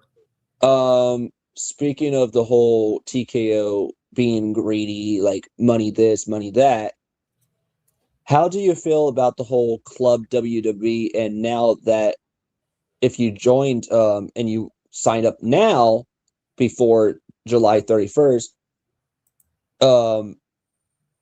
they're charging $99 right away right now for the founders membership. And I feel like that, in my opinion, I feel like it's great. But I want to hear like what you think about the whole like Club WWE thing, that they're charging all this money for exclusives that aren't even worth paying for. Okay. I've heard about the Club WWE stuff maybe some weeks ago. I don't know enough about it. I can only go off of what you're telling me and what information I can gather. I'm reading that Club. I'm reading that Club WWE, whatever it is. It's a premium paid membership program designed as the ultimate insider experience for fans. And it's priced at $99 per year. Key benefits: live event access guarantees only 24-hour access to pre-sale for WWE events worldwide, yada, yada, yada. Exclusive merchandise grants entry to members only shop for fanatics. Insider offers inside the scene footage, extended cuts, blah, blah, blah. TV broadcasts. Community rewards includes a private digital forum, superstar AWA, AMA's live chat along with. So they got live chats. And well, I'm not going to like, oh, sorry. I was going to say, I even saw on here that, okay, so I guess July 31st at the end of this month, July 31st is when Club WWE goes live to the public for everyone, which it's going to be $8.99 a month. But right now, I guess they're doing like kind of like an early access signed up, which is called Founders Membership, where if you sign up now before July 31st, which is starting at $99 for like right away, like for the early access, you get match used ring candidates, Archilic collectible. I don't know if I'm saying that, RACRYLIC, but anyways, you get match used ring candidate, Cavitas collectible, exclusive WWE land guard, founding member pin, and a special welcome letter from John Cena to founder members. And honestly, I feel like just for those exclusives alone for $100, it ain't worth it. Yeah, but I mean, you don't know what they're going to give you, and it's priced at $99 per year. You know what I mean? It's Yeah. $825 per month. So you're paying $825 per month, and it's priced at $99 per year. It equates to that. Believe it or not, I think it's good. Yeah, I the think thing it's that good. mainly confused. Oh, sorry. Well, I'm gonna say my part, and then I'm gonna let you say your point. And then we're Yeah, gonna yeah. move on because I want to take the rest of the time for the show to talk about Scott. You Okay. know, but before you go, the reason I say it's good is because I think that they're giving you stuff. I mean, do they mail it to your house? Yeah, I think that's how it's gonna work I because mean, they it's gotta ask you for work your that like way. address. It's gotta work that way because if I Yeah, gotta because pay when that shit, I signed up, which I didn't pay yet, when I signed up, because it asked me to like sign up, but I didn't like pay for it. It right? asked me, they asked you, because just so you know, and I'm gonna clarify this for people who are probably wondering, Okay, if you have a WWE account that you already use when you buy WWE merch on like the WWE shop website, it's separate. So you have to create a whole new account. It's separate with WWE Club. So yeah, if you just log into your existing account, it's going to tell you you don't have a WWE Club account. So you're going to have to make a new account for this especially. But yeah, when I was signing up, they asked you for your name, your email, and your address, like where you're from, like your address, where your house is at. So with that information alone, I think that's how it's going to work is they're going to ship it. So kind of like Loot Crate in a way where every like month they send you like an item at your house and you don't even know what item you're going to get most of the time. Because if I feel like it's going to probably work the same, it's probably going to be like random exclusives that you get like each month, but it's kind of like a mystery box. right. To me, I think it sounds good. I don't know. Yeah. I don't like them, but I don't. I mean, it's just another way to make money. That's all Yeah. they care about. I mean, they're in debt, like Corey said. I think if that's what they're doing the cheap version, the knockoff version of the crate stuff. I mean, I think it's fine. I'm not gonna pay for the shit. I'm not getting that. But if As you out a there, real quick, let me wrestling finish. fan, I Let me might finish. start off. Hold on, let me Okay. finish. If that's something that people are interested in that they want to get, whoever's listening to this, by all means, Yeah. it's up to you. You know what I mean? So go ahead. Because me personally, I might start off as the $8.99 plan because it's good benefits, but the thing that confuses me is the whole signed up now before July 31st, but the one now is 99, but on July 31st, that's when it's gonna be like where you could like pay $8.99 or you could choose between the years, so you don't even have to do the year. But the one of paying now for the yearly is to be a founders member. And from the way they described it, founders member, like early access members, gets more benefits. Okay.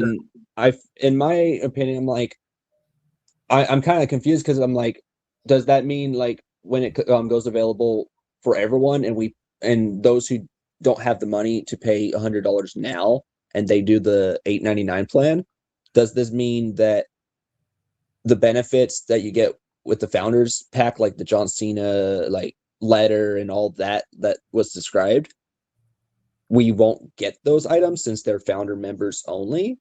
Right.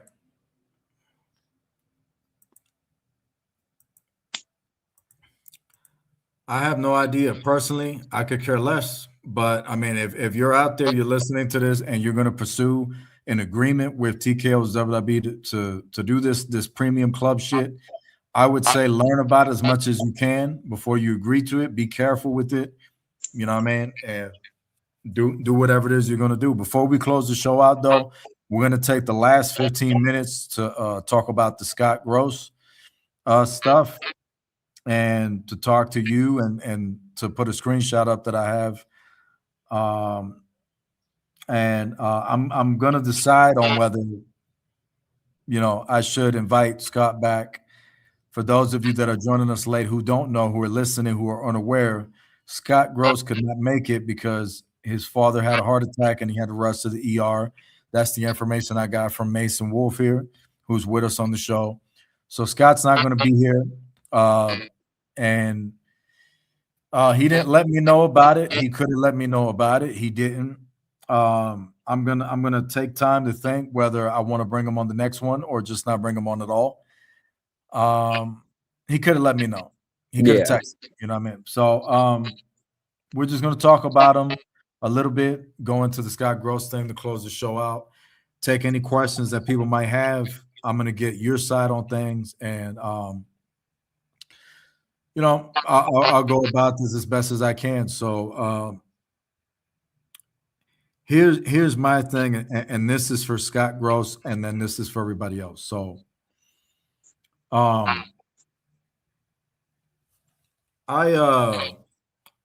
that there has been different times that I have had issues with Scott over the years.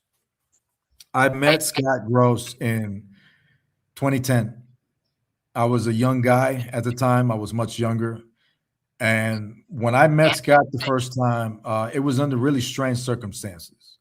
Now, I wasn't underage or anything like that, you know what I mean? But, you know, I was already a grown man, you know, in my 20s and whatnot, 22, maybe, something like that, when I met Scott online. And the reason I met Scott is because back in SVR 2010, I used to do different episodes of a Batman show I used to do when we had Story Designer back in the day. And when I did that, I did about 13 or 12 episodes.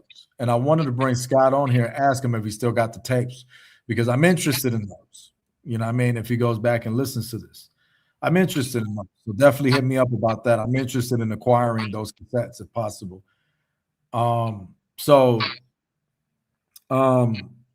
When I met Scott, he seemed like a great guy. Everything seemed fine with him. He seemed cool. You know, he was a good friend of mine from the SVR days. He watched a lot of JTV shows and stuff like that on SmackDown versus Raw. VIPs in the comment section. He's one of those guys that goes back to that timeline with me. And I was all right with Scott. Everything was fine with him. And then all of a sudden it got kind of weird because Scott kind of came out. You know what I mean? And with Scott coming out, I didn't care. You know what I'm saying? I have gay friends from left to right. You know what I mean? I don't care about your sexual preferences. I don't give a damn about it. You know, it's just that when we had a conversation, you know, it was just like, oh, you know, what do you look like? And what's your nationality? And, you know, I just started getting a little weird, especially with him coming out. And that happened. And I can remember at that time feeling like if Scott was on some pedo shit, even though I was already 22 or something. I felt uncomfortable. And it was something that we was on PlayStation, and it was just like, okay, so, you know, I joined this chat that Scott was in, and I didn't know nothing about no PlayStation 3 at the time. I joined it, and Scott's on my TV, and I didn't even know what I was accepting. You know what I mean? So I made sure my camera wasn't on. You know what I mean? Scott's on my TV. He's asking me questions, and I'm getting pedo vibes. And I'm like, oof, man, I feel really uncomfortable about this shit. You know what I mean? But Scott was cool. He was the guy that I knew from online that, you know, we did the SVR thing, the WWE thing. So I wanted to try to look at the positives about it. So I kind of let it go for a while.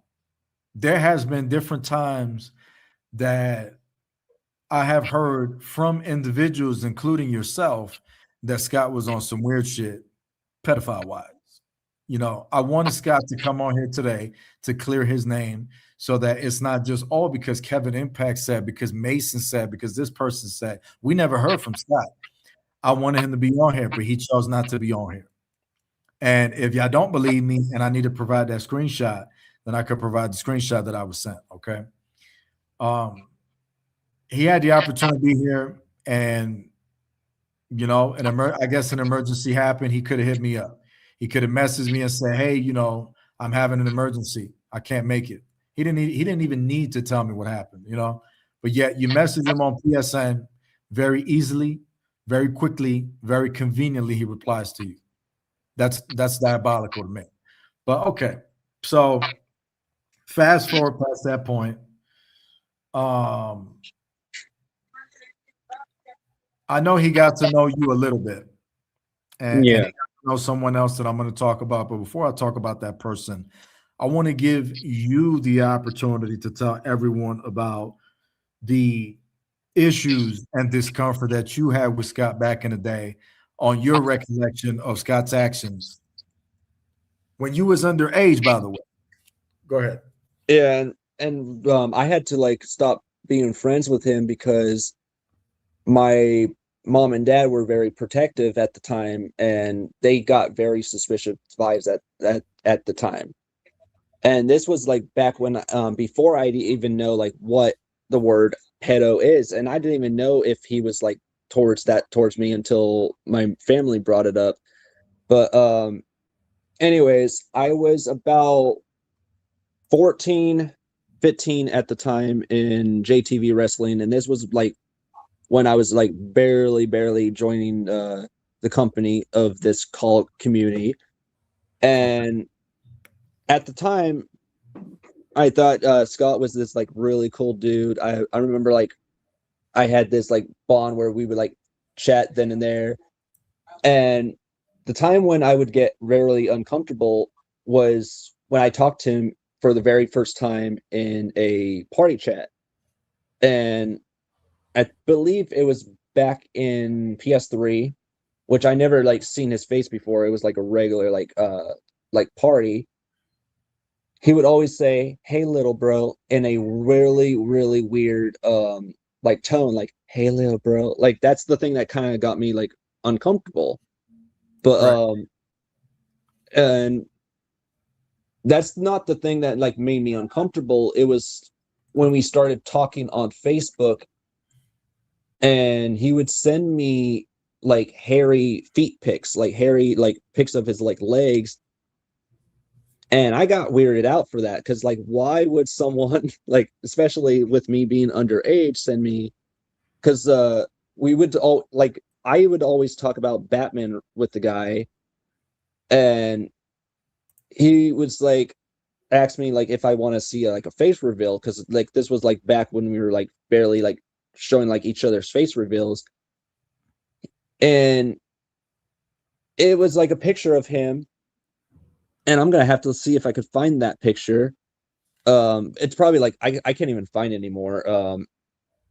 It's like really old. It's like one of the, you know, those like photos where like they like have their camera out like in like a selfie stick, and the camera's like all far out, Right. and they're like laying in bed, and they're like all shirtless, and you can see like their like legs and their whole body, but they're not like fully like naked. They're like wearing underwear, but you could see like where they're like shirtless and they have like their legs out with the hairy legs. It was like one of those selfies. Okay. And I got like really weird of that because I was expecting like, you know, like a selfie of his like face reveal, not a whole body like face reveal type. My so I was like young at the time. I didn't know how to like respond. So I just showed my dad it right there and there, because I didn't know like what it meant since I was like 14, 15. Yeah. And my dad was like saying, how do you know this guy? And Right. I said, like, I know him from this wrestling call community that I'm in, JTV Wrestling. And my dad's like, how well do you know this guy? And I'm like, I don't know him that well, that I barely like knew him. And my dad was saying that he got very like pedo vibes from the guy because of that image alone, and he wanted me to like stop talking to him. Yeah. And let me just say this real quick. Big shout out to your father, because your father, I want to point out to everybody listening, notice how his dad didn't instantly go, "Oh, I want you to leave JTV Wrestling. They're pedophiles. They're bad people. I don't want you to be involved with them, this and that." Any father could have said that, and he wouldn't have been too wrong if he would have said that just to protect you. He wouldn't have been too wrong, you know, but instead of doing that and assuming, he just went, "Oh, I want you to block him and get away from that specific person." So big shout out to your dad, because that's exactly how you deal with it. That's exactly the way to go. That's what I would have did as if I was your dad. I would have did the same thing. Who is this guy? I would have investigated him, and I would have told him, "Yo, block that dude. I don't want you to talk to him no more." That's it. So he did the right thing. Big shout out to your father for doing that. Yeah, and the thing is, I don't want to like call someone out. Like I said, I don't want to like call someone out, but we're not bashing. We're not on here bashing. Yeah. I'm here. This is here. We're being open about stuff, and this is old school. And yeah, I wanted to talk the about thing this is, topic. Hold on, real quick. I wanted to talk about this topic for years, so we're bringing it to light, and I'm giving you the opportunity. Anybody that has anything to talk about shit, but go ahead. So pretty much, I don't want to like, like you said, I don't want to like, but we're here to like talk about this. There easily like, now that I'm like older, I could have, there could have been a way where he probably didn't know how to respond to a person, and he probably didn't know how to approach that person and like send them proper selfies. So at the time, the way he was like going on with it, that's where people could easily like, as someone who's young myself, like let's say if you guys were like around the same age I am, and you seen like the way this person was approaching you, how they were like approaching you with the messages and the conversation, the way they were speaking towards you, like giving off that expression, they kind of would give off that expression of a pedophile. Yeah, but the thing is, I understand what you're saying, but the thing is, the age that you were at that time when he contacted you, there was no reason for him to be sending you pictures, period. Yeah, That makes especially it predatory. You know what I mean? Yeah, like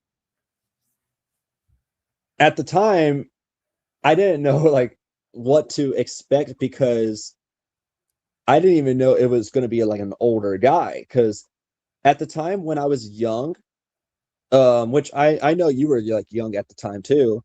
Right. I just thought at the time it was going to be people around my own age, people who like I could get familiar with, people I would have like a lot of common with that would be in my own age. So when I was speaking towards this Scott Gross guy, I thought he was around, like I was like 15, 14, but I thought he could have been someone around either my age or around in his 20s. But when I seen like the image, I'm like, this guy was a lot older than I thought he was going to be. And I got weirded out for those images too. Like I didn't even know like how to respond back to the guy. Yeah. Until I like showed my dad it, because if someone's sending me like those type images and I don't yet like understand it at the time, with me being young, if anyone would know, it would be my own parents, because they're aware of this stuff because they watch a lot of those like court stuff and this and that. Yeah. And my dad even said he got suspicious vibes from the guy just by those images alone, because he said when he looked at the screenshots, he understood that we were doing face reveal. He could have easily showed his face, as my dad saying, why showed the entire body? Yeah, I mean it's weird. I didn't play games like that with anybody that I would sign for JTV that was underage. I would never have a game where I play with them in the inbox where it's like, oh, let's face reveal. For what? You know what I mean? Like I waited until everybody was of age, and if they decide to show me themselves is one thing. You know what I mean? Like I'm one of the few people that know what Shendon looks like. You know what I mean? And it's just one of those things where it's like that's fucking weird. You know what I mean? For Scott to be playing games with you like that when you're underage, like, oh, let's face reveal. Like for what? For what purpose is there? And the fact that both of you guys are male and he's openly gay is just like it makes it weird. And that's the reason I wanted him here to talk about this and for us to address it the right way, so he can be able to say his side, But hopefully he listens to this, and maybe if we do this thing on the next episode, maybe he will come. Yeah, because I honestly would want to hear his side of what he was trying to do when he was approaching me in that type of conversation. Yeah. Because at the time when I was like 15, I could have been either like 12,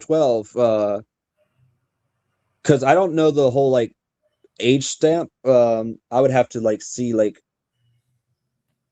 because I believe this was back in, because looking on my old channel when I used to talk about JTV wrestling, it was 2014.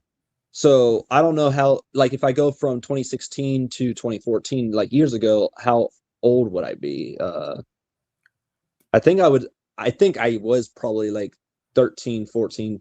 Maybe people in the chat would probably do the math. If you were underage, that's all that would need to be known. You know I what was mean? under I wasn't even like the You weren't illegal even age you yet. weren't I even a was teenager yet. I That's was like what makes it an issue. 13, 14. So yeah, it's predatory on his part. It's weird. There's no reason for him to be doing that. And if I don't get to, I mean, I don't know that I'm going to get to talk to him on the air, but you know, I would definitely like to know, Scott. You know what I mean? I would definitely like to know. Did anything else happen? Keep telling your story.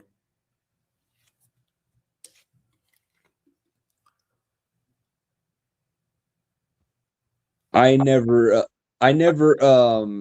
good thing is like I never video chatted the guy because that would have been weird. Oh, I was 12.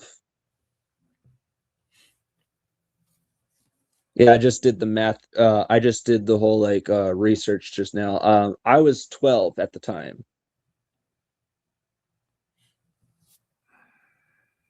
He would call all I know because my memory, like this was like years ago. All I remember is he would always call me like Lil Bro in the party chats. Yeah. In a weird tone. And I'm glad that we never like did the mic thing because the video chat, because I totally forgot on the PS3 days they were like the camera. Yeah, that's what happened to me on Yeah. PS3 when I talked to him. He invited me to like a camera chat or whatever it was. I joined it because back in that time, the chats that we used to do used to be like text. So anybody that joins, you just text. Yeah. Everybody texting in the chat. He invited me to a chat where you join it and you instantly go into camera mode. Mine, I don't remember if mine went into camera mode, but if it did, I instantly turned it off and then it showed myself. And then it was just like you could see Scott on the screen. And it was just like, okay, this is not coming off the right way. Uh-huh. You know what I mean? It's one thing for Scott to have interest in me romantically or some shit like that, but to have interest in me, you know, I was like a kind of a young guy, and then you're telling your story that came off kind of weird, and I have a screenshot that I'm about to put up also that adds to what we're talking about. That's 3 people, and then I got a 4th person that I want to mention that's not here. So yeah, because yeah, he didn't say like anything like dirty towards me or stuff. right. The main thing he would always do is send me images. Right. And they're not just like some images he would wear like shorts, and there would be some images which my dad's seen him too, which thankfully at the time he had me like block the guy because he had very suspicious vibes, because my dad was asking me, why is he sending you pictures of him in those tighty whities where the bulge is coming out, Right. and he has his hand down his pants? Right. And yeah, it was one of those images where trying to like look all like the word like sexy. I don't know if he's trying to pose, but what right mindset would send a 12-year-old minor a image of him in those short, and they wasn't even tidy whitey type underwears. What's those underwears called? The ones where your bulge is out that you would see like some guys wear at the beach when they're trying to like work out and such. Yeah, like breeze, like boxers or like breeze. They're like tighter underwear. Yeah, I get what you're saying. To a minor. Right. And the thing is, this was back when I believe he had I think at the time he had bits of hair. Yeah. Before he like fully went bald. This was like back when he like had bits of hair. Yeah. And the way he was like looking at the like, I would man, just talking about it like got me weird. I don't want to make you. I'm not here to make you feel uncomfortable. You know, I'm not doing this for views. If I was doing this for views, I wouldn't have brought up the Scott Gross thing. You know, I'm bringing this up because I've went back and forth for years on whether I wanted to be public about this or whatnot, and what was the truth. And I thought that if I went public with it, maybe I can get a better understanding. And I wanted Scott to be a part of it. You know what I mean? You've told me this a long time ago. I've heard stories from other people. I wanted to have a conversation with the guy and to be public about it and discuss it, because this is not something that JTV Wrestling is about. You guys have my entire permission to investigate me, to look into me as much as you want. You're not going to find no pedo shit on me. It's not my shit. It's not my style. It's not what I do. I hate it. I hate pedophiles. Pedophiles has affected a lot of people that I love. Yeah. And I cared about. Okay. So I would have easily approached you about this whole situation at the time. No, that's fine. I mean, you were young. You were young. You didn't do nothing wrong. If I knew what the whole word pedophile meant. And at the time I was young, and when all this was happening towards me, I didn't even know what quite all this meant. So at the time when he was like DMing me these like images and messages, I just thought he was just being friendly and such, until my dad had to explain to me what was exactly going on. And as someone with my age, my dad said, if the person wanted to have a friendly conversation, this is not how you approach things, especially with me as a minor. My dad wanted to like confront the guy, but my dad just like, it's just best to like block the guy because you don't want to like stir in any more like drama. It ain't stirring drama when it comes to something like that. You call the police. Forget blocking. You know what I mean? But it's always, you know, the way the law handles things is like they don't care. You know, so I guess maybe your dad realized that and just kind of went, just block them. You know, just move on. I never wanted to put you or anybody in any position where they would be uncomfortable and deal with anything like that ever. You know what I mean? Yeah. So and it kind of makes it harder that I don't have access to my old account anymore, because if I still had access to the old account before it was hacked, I could have easily pulled up those screenshots to like make it easier for people to understand what happened when I was like around that age. Well, I had messages of him also that I wish I still had, but I don't have it because it's already erased on my old accounts, you know, or I had them on PSN, but you know how PSN is, after a while, they erase your messages. You can't keep them, you know. I was trying to investigate to see if I could find the last messages from 2016 when me and him did business, but it only goes up to 2017. So I can't pull up what me and him talked about. And it was nothing bad. I just wanted to know why was it that I got rid of him in 2016, because I can't remember. Yeah. You know what I mean? And no kills, no damage, says Scott sounds young. Well, not young indeed, because when I was 12, I believe the guy was in his like late 20s. No, or Scott 30s. Scott was not young. Scott is almost 60 years old. He's not 60 yet. He's almost 60 years old. He was not young. Scott was about 40 something years old. 40, 50 around. I would say probably like 40 or 50 around He was the in time his he was mid. messaging He was me. in his mid to late 40s, is what he was around that time. So yeah, he was definitely not young. Not at all. The guy that's on the screen, you know what I mean, is definitely not a young guy. You know, he's clearly an old guy. And he No, I am Mason Still, Iron Wolf that's talking. I'm just going on about my experience that I had with Scott in the past. And I don't know if you heard earlier, but when Scott was DMing me, I mentioned how I was 12 at the time, which I am 28 now, but I was 12 at the time when he was messaging me these selfies of him shirtless when I was still a minor. right.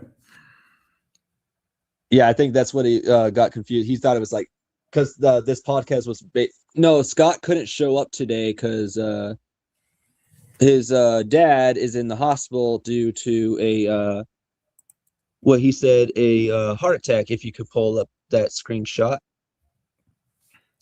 Yeah. so he couldn't make it tonight's show.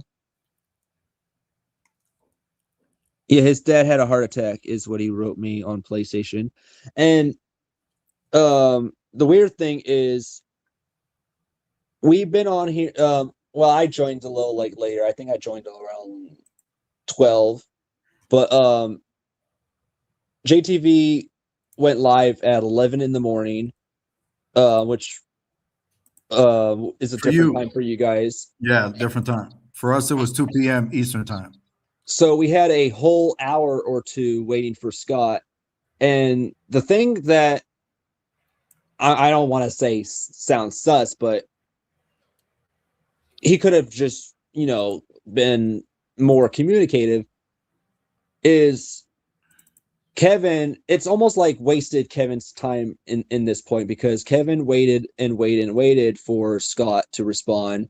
And he kept checking his Facebook. It said he was last out active like 6 hours ago, and he kept like waiting for Scott like patiently, and he was thinking that Scott might have been asleep, like not here because he's like still asleep. So we pretty much waited and waited and waited, and we had all this time waiting, and he could have easily responded to Kevin to let him know like, hey, just so you know, I won't be able to make it in time because I'm in the hospital, but he didn't.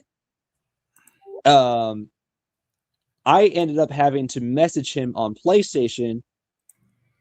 And the thing is, when I messaged him on PlayStation, he's seen it right away. Like right away. And I wrote him like, hey,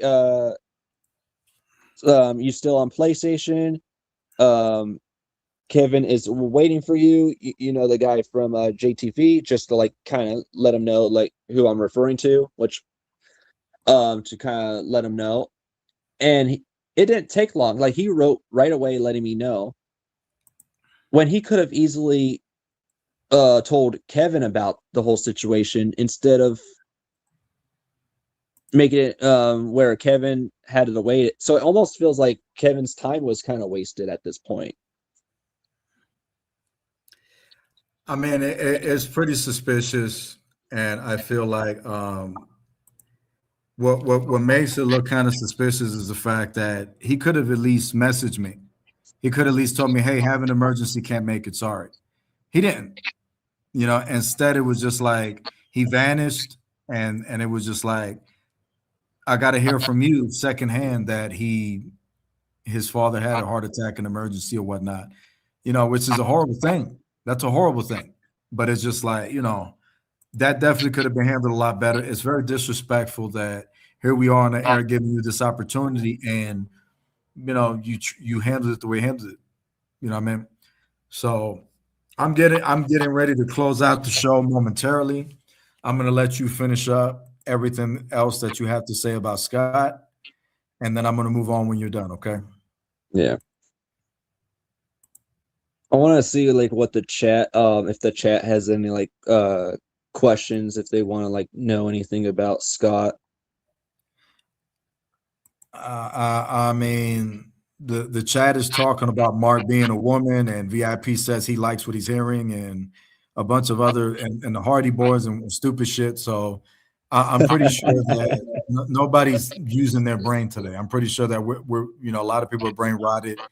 Like, we're talking about something very, very serious here in our gaming community, and we're talking about stupid shit in the comments. Like, Yeah, we need and I feel like that's probably distracted the comments, because if they would have No, been we listening the whole we don't time- need the comments to be distracted. We need to Yeah. talk about this. We need Yeah. dialogue. We have a problem. This is a problem. We have to talk about it. We have to discuss it. Every person that's watching right now should be in the comments going, "This is what I think." Yeah. You know what I mean? Like what are we doing, guys? What are we doing? You know what I mean? Like, this is a serious thing. So I'm not really worried about the comments, because the comment is like zombified. It's brain rot. Yeah. I'm more Kennedy, concerned about I'm more Kentucky. concerned about what are you saying? Oh, I said Kentucky said he would love to know about the Kevin situation. Okay, so we wanted to bring Kevin out here on the show tonight because you were thinking about giving like redemption of hearing him out. And it doesn't guarantee mean he was going to be brought back, but it was just going to like. No. Look, Can you tell me what it was going to be about? Here's the thing. This show was put together because Scott, I wanted to talk to Scott about some of these allegations, but I also wanted to talk to him about positive things, PlayStation and his career, and all kinds of stuff. It wasn't just to attack him. This podcast was not designed in any way, shape, or form to attack Scott Gross. This is an opportunity for Scott Gross to openly talk about things that he was accused about. We're not coming on here saying Scott is this and Scott is that. Everything here is alleged. You know what I mean? So we came here to talk about a variety of things. One in particular was the fact that Scott Gross engaged in pedophilic behavior. You know what I mean? But nothing has ever been really confirmed. You know what I'm saying? It's all been alleged, and he's played it safe and smart for many, many years. I've never talked to anyone who directly came to me and said, "Hey, Scott, send me a dick pic," or something like that, with exception to one thing that I'm going to talk about as we close the show up. Yeah, and I want to like kind of get back to like him playing it safe when you get finished. Okay, so this is what I'm going to say. I'm going to go to those things after Mason is done. So Mason, it's back on you. Go ahead. Okay, so you're not wrong about Scott like trying to play it safe to try to like clear his name, because he's really good at that, because the one thing he's good at is making multiple accounts. And some of the accounts, like let's say if, for example, if I still had access to my old account, which I don't have anymore because it was hacked, I could have been easily able to back up those things if people are having a hard time, like believing the stuff that went on. I could have been easily able to like back those stuff up since I would have had the screenshots. Quick question. What was the name of that account that was taken from you? The full name? Brett Tyler Josevich with the Venom profile. Okay. Continue. Okay, so I would have been easily able to back up those screenshots because I would have been able to go on those accounts. And even if till this day, because he probably doesn't have access to that account anymore, there could have been a way, because usually when a person deletes their account, it pops up as Facebook user, but their screenshot, the messages that they send you stays. So I could have easily been able to screenshot everything, but that account I lost, and I don't have the screenshots anymore to it. But he's really good at like covering his stuff, because when stuff gets said about him, he deletes that old account and he makes a new one. Like how he has so many PlayStation accounts, it's hard to keep up on the one he uses now. And he has so many like Facebook accounts, which the old ones are no longer existed, because if you go on the old Facebook accounts, you can't even find those like old like Facebook accounts of his anymore. And the Yeah. images that he sent me where he was like shirtless and it had pictures of his legs and they were all hairy, like the same images that he sent me. You guys probably came across it at the time if you guys were friended to him, and I don't know if you could probably there probably been a chance you came across it, Kevin. I did. Yeah. It's because he had him on his profile picture on Facebook. Those Okay. same I wanna- images. I want to is what say he one would thing send about me. that. When you're done with that part, I want to say one thing about that. Let me know when you're done so I could talk about it. But yeah, he's really good on hiding and trying to back his story up, because when stuff gets said about him, he's known for deleting his old account, deactivating it, and recreating a new account with a profile picture that looks safe. So when you see that profile picture, you won't even see this guy as, oh, he's a pedophile. You know, like he tries so hard to save his butt because he makes new Facebooks and he tries to clear his name. But yeah, he's really good on trying to play it safe. Oh, you could go now.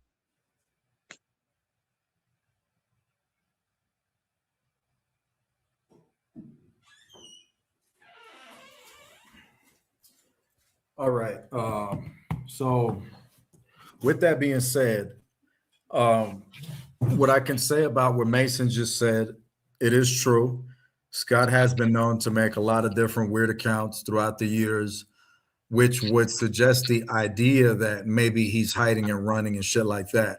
But I have also known Scott to make a lot of accounts, and the only reason he made some of those accounts is because he had lost a password or whatever the hell it was. Evidence of that was the infamous Scott Gross account where he got the famous super tight ass Superman shirt on that I've sent to a dozen people. He lost the password to that account and he could have get in on there for years. And then he finally was able to get it back. I don't know how he did that, but he was finally able to get it back. So Iron Wolf is saying the truth, what he's saying. But the problem with that is that I've known of Scott to lose passwords. So I don't. So to me, to myself, it doesn't prove that Scott was running and hiding, because I've known Scott to lose passwords and it just be by mistake because he messed up or whatever. So and everything is alleged. Everything he's saying is alleged, and what I'm saying is alleged because I don't know the truth. I could be wrong, but I believe that I don't believe that he was hiding. I believe that he just lost some of his passwords and messed up. But he has been on weird shit. I could say that. So that's what I wanted to say about him having multiple accounts and shit like that, which is true. He had a lot. Yeah, I and don't know. and I don't know if this also could have been the case too, but I've known that Facebook also has a strict policy where you could get your account easily like suspended or taken down. And you remember how you probably remember this. You remember how like those leg images he would have on his like Facebook, or those like selfies that look very inappropriate? Yeah. There could have been a chance Facebook strictly took his account down because it went against his policy, because the images didn't look safe for others. Yeah, And that's that could have been possible too, because I known Facebook to be like that. well, one of the reasons. I'm sorry. Well, one of the reasons one time Scott got removed from JTV Wrestling in 2014 was because one time I was having coffee in the morning. I was with my ex-wife, and it was back at the time when you had an internet browser on the PlayStation. So I was on the internet browser on the PlayStation. My wife is sitting right behind me, and I scrolled through Facebook and I saw an image that Scott had uploaded that was inappropriate. And I just couldn't believe that Facebook would even allow that for 10 seconds. I couldn't even believe that Facebook would allow anyone to upload the image, like for it to upload without it not instantly being stricken. You know what I mean? So I don't remember how long it's been up. I'm not gonna lie and make something up to throw Scott under the bus.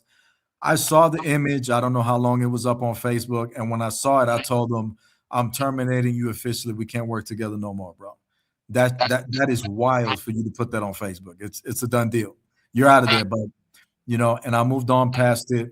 And it was just like he talked about it on his channel. He talked about me and him having problems. He was on camera when he said it. And he has been known to do stuff like that. He has been known to put a lot of strange things on social media that I'm not going to get into. The reason why I'm not going to get into it is because he's not here. If he was here, I would get into it, but I'm just not going to get into it right now. So basically, a lot of what you're saying is true. There was a lot of strange behavior that came from him, and there was different allegations from different people. You was just one. Now, if you're done, let me know, and I'll get to the ending part of this podcast. If you're not done, please continue. Yeah. I just want to say like one thing to Kentucky Gamer, where he's like, I wanted to know is all, don't want to expose anyone.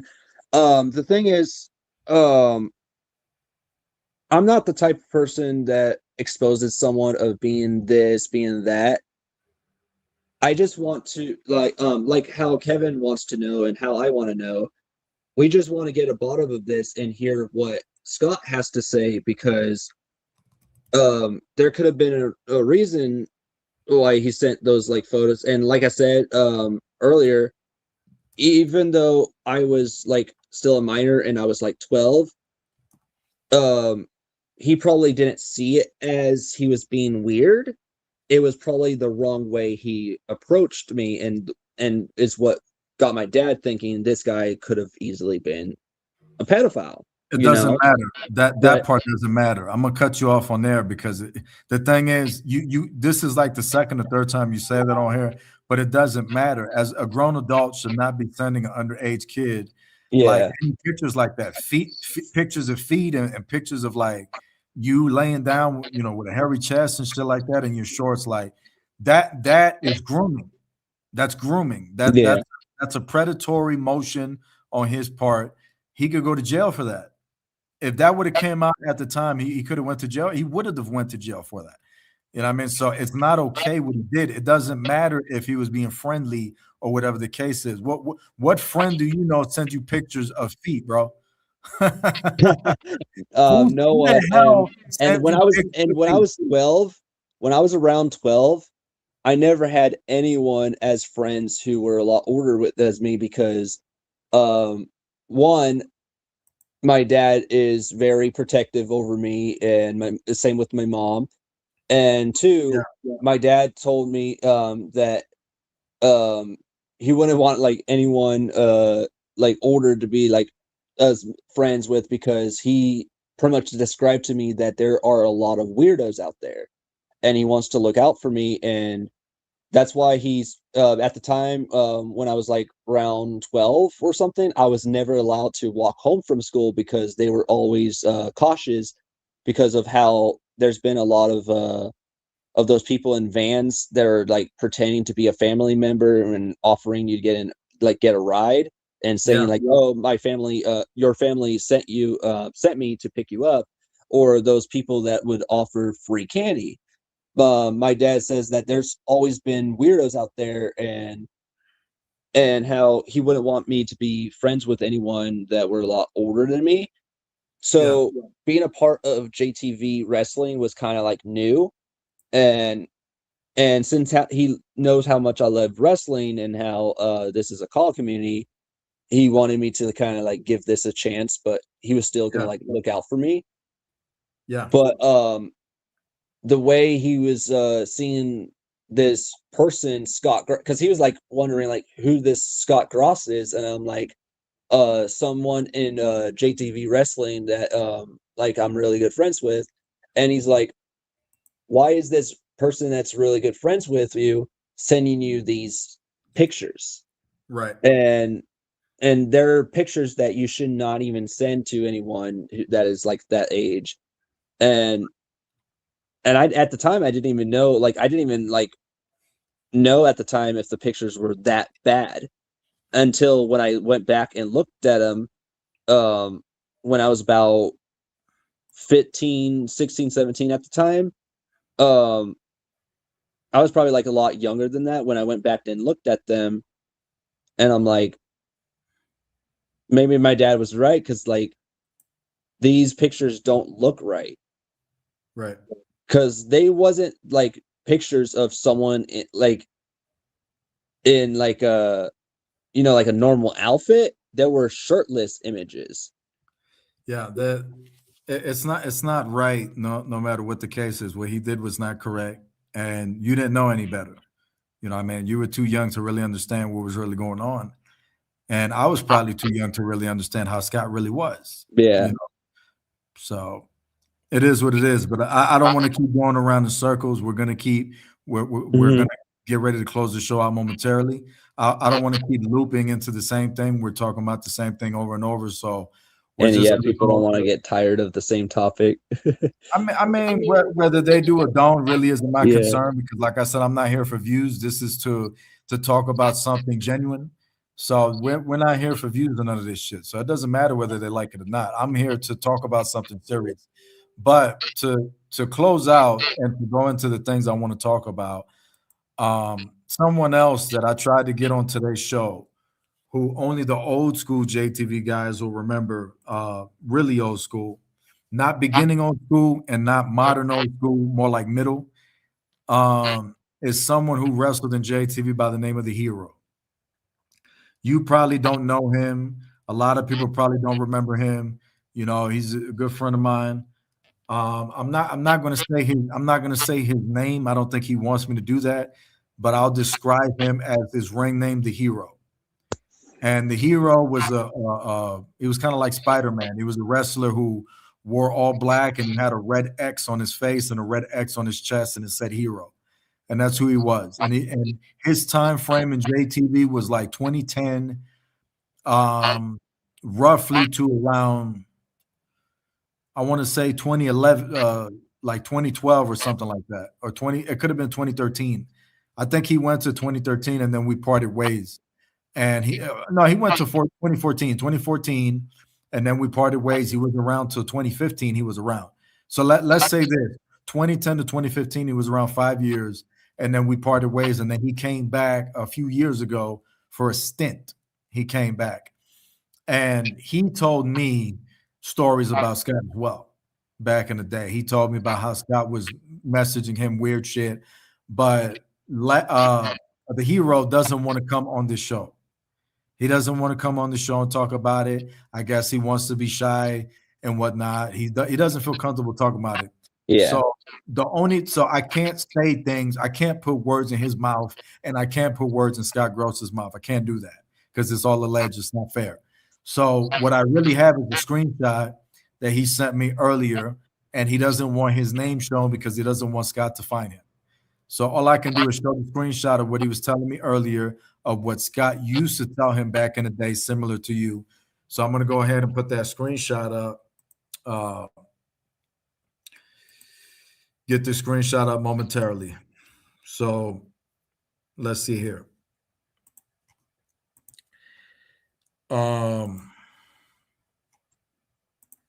So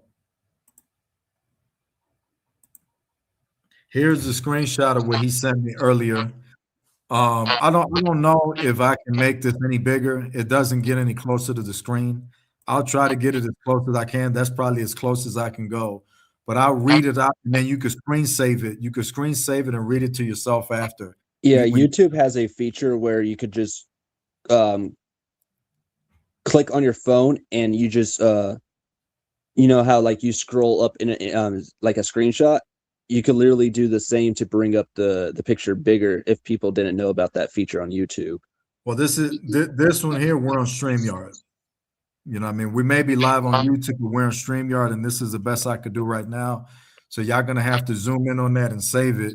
But what he's saying on here, he says, and I quote, "I really appreciate you inviting me on the show and thinking of me, period. I just think I'd add much." He said, I'm reading it how he's saying it. He says, "I just think I'd add much. I think he meant to say, I don't think I could add much, but he said, I just think I add much. The only thing I honestly remember is Scott repeatedly calling me hairy legs, and it made me uncomfortable. Other than that, I don't remember him saying anything else appropriate to me, and I don't know what his intentions were. It was a long time ago, and I don't want to speculate or say more than I actually remember. And that's the right way to do it. You know what I'm saying? That's why I read it the way that he said it, and putting it out there that it's all alleged, and putting it all out there that Scott really is up in the air because we don't really know. But I've known him to be on some weird shit, same as others, including Corey Flash, who was here. And you have confirmed from yourself that you have a history with him being weird in your inbox. And so does this man right here, the hero, based off of this alone. Not saying anything else, because we can't say anything else because we don't know. It's all alleged. You know what I mean? So this is what I really have. Two individuals that are trying to speak up and speak out on it. And I just wish that, Scott would have showed up, but an emergency happened. He couldn't.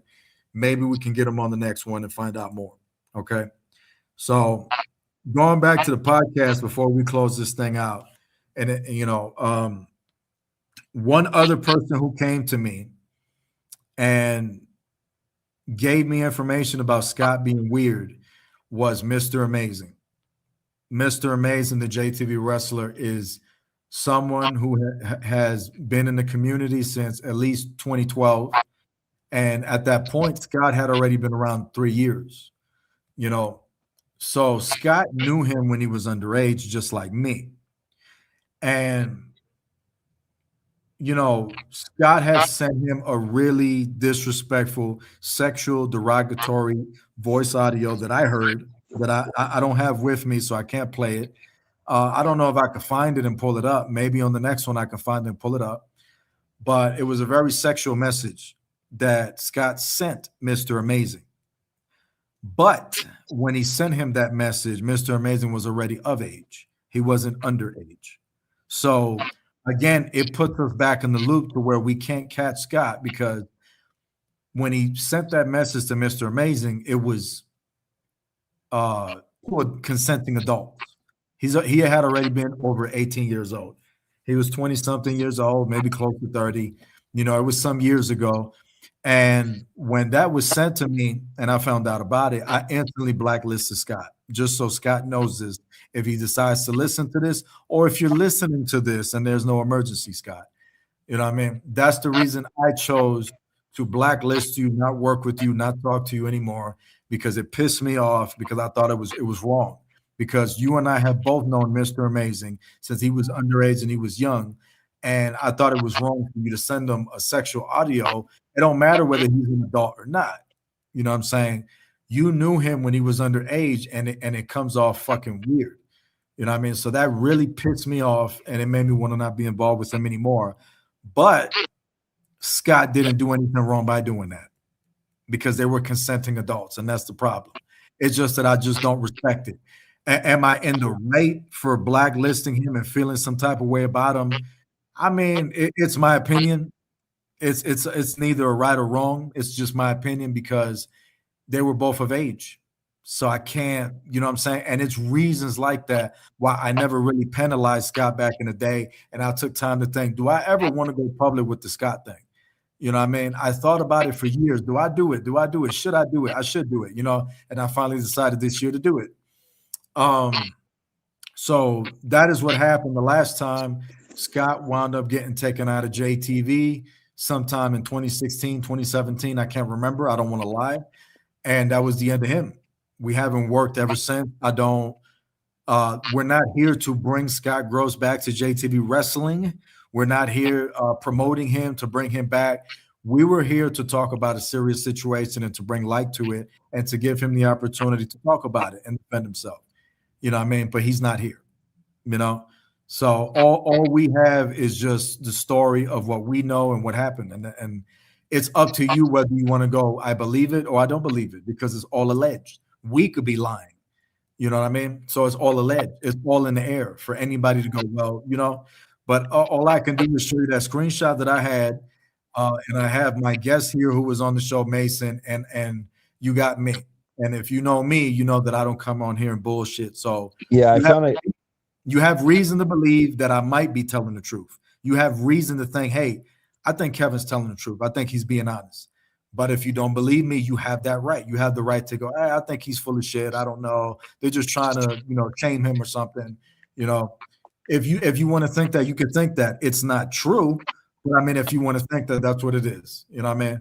So before we close out, I didn't like what he did to Mr. Amazing. When I found out, it did break my heart a little bit. And that's the reason why you haven't seen Scott Gross in JTV anymore or mentioned anymore. You know what I mean? With exceptions to a few times that we mentioned him. When we, once in a while we'll mention him on the podcast, excuse me, or whatever, So that's that. Before we close out, I want to take the time to thank everyone who tuned in. God bless you and your family. I want to thank my guest, Mason Steele, social media star, Iron Wolf Network, and who's here. And Yep. I want to thank the hero, whose name I'm not going to say on here, for those that know him, for submitting in the screenshot, saying how he felt about him.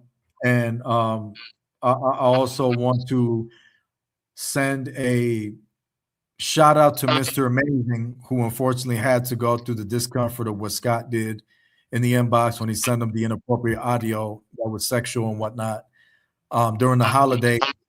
And I think it was, I don't want to lie, it had to have been December 2016 or December 2017. It could have been December 2018. I don't want to lie. So that's that. And we're getting ready to close out.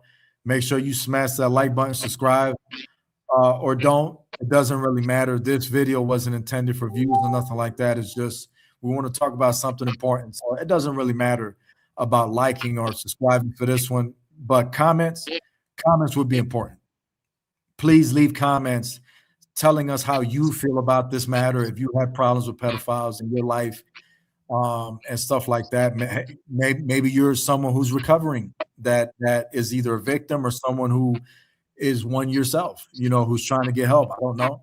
You know what I mean? But dialogue is important. I think we need to come together and we need to talk about things openly. Too much censoring, too much cancel culture going on today, too much enabling, too much lying, too much, it's just not good. It's not good at all. We need to talk about things and be able to speak about them without anybody getting in trouble, with people just being able to have a dialogue, okay? So thank y'all for joining in. I'm not going to lie, I kind of feel sick after this podcast a little bit. I'm going to wrap up here. I'm going to catch you guys on episode 24 of City of Impact. It could be with Scott Gross or it could be with somebody else. I could bring Mason back, but we're going to talk about something different. We'll talk about wrestling and stuff like that. Or it could be Kingdom from GCW. You know what I mean? Whoever you want to see, let me know in the comments. Until the next time, thank you for joining us on The City. Have a good day or have a good night. Top that.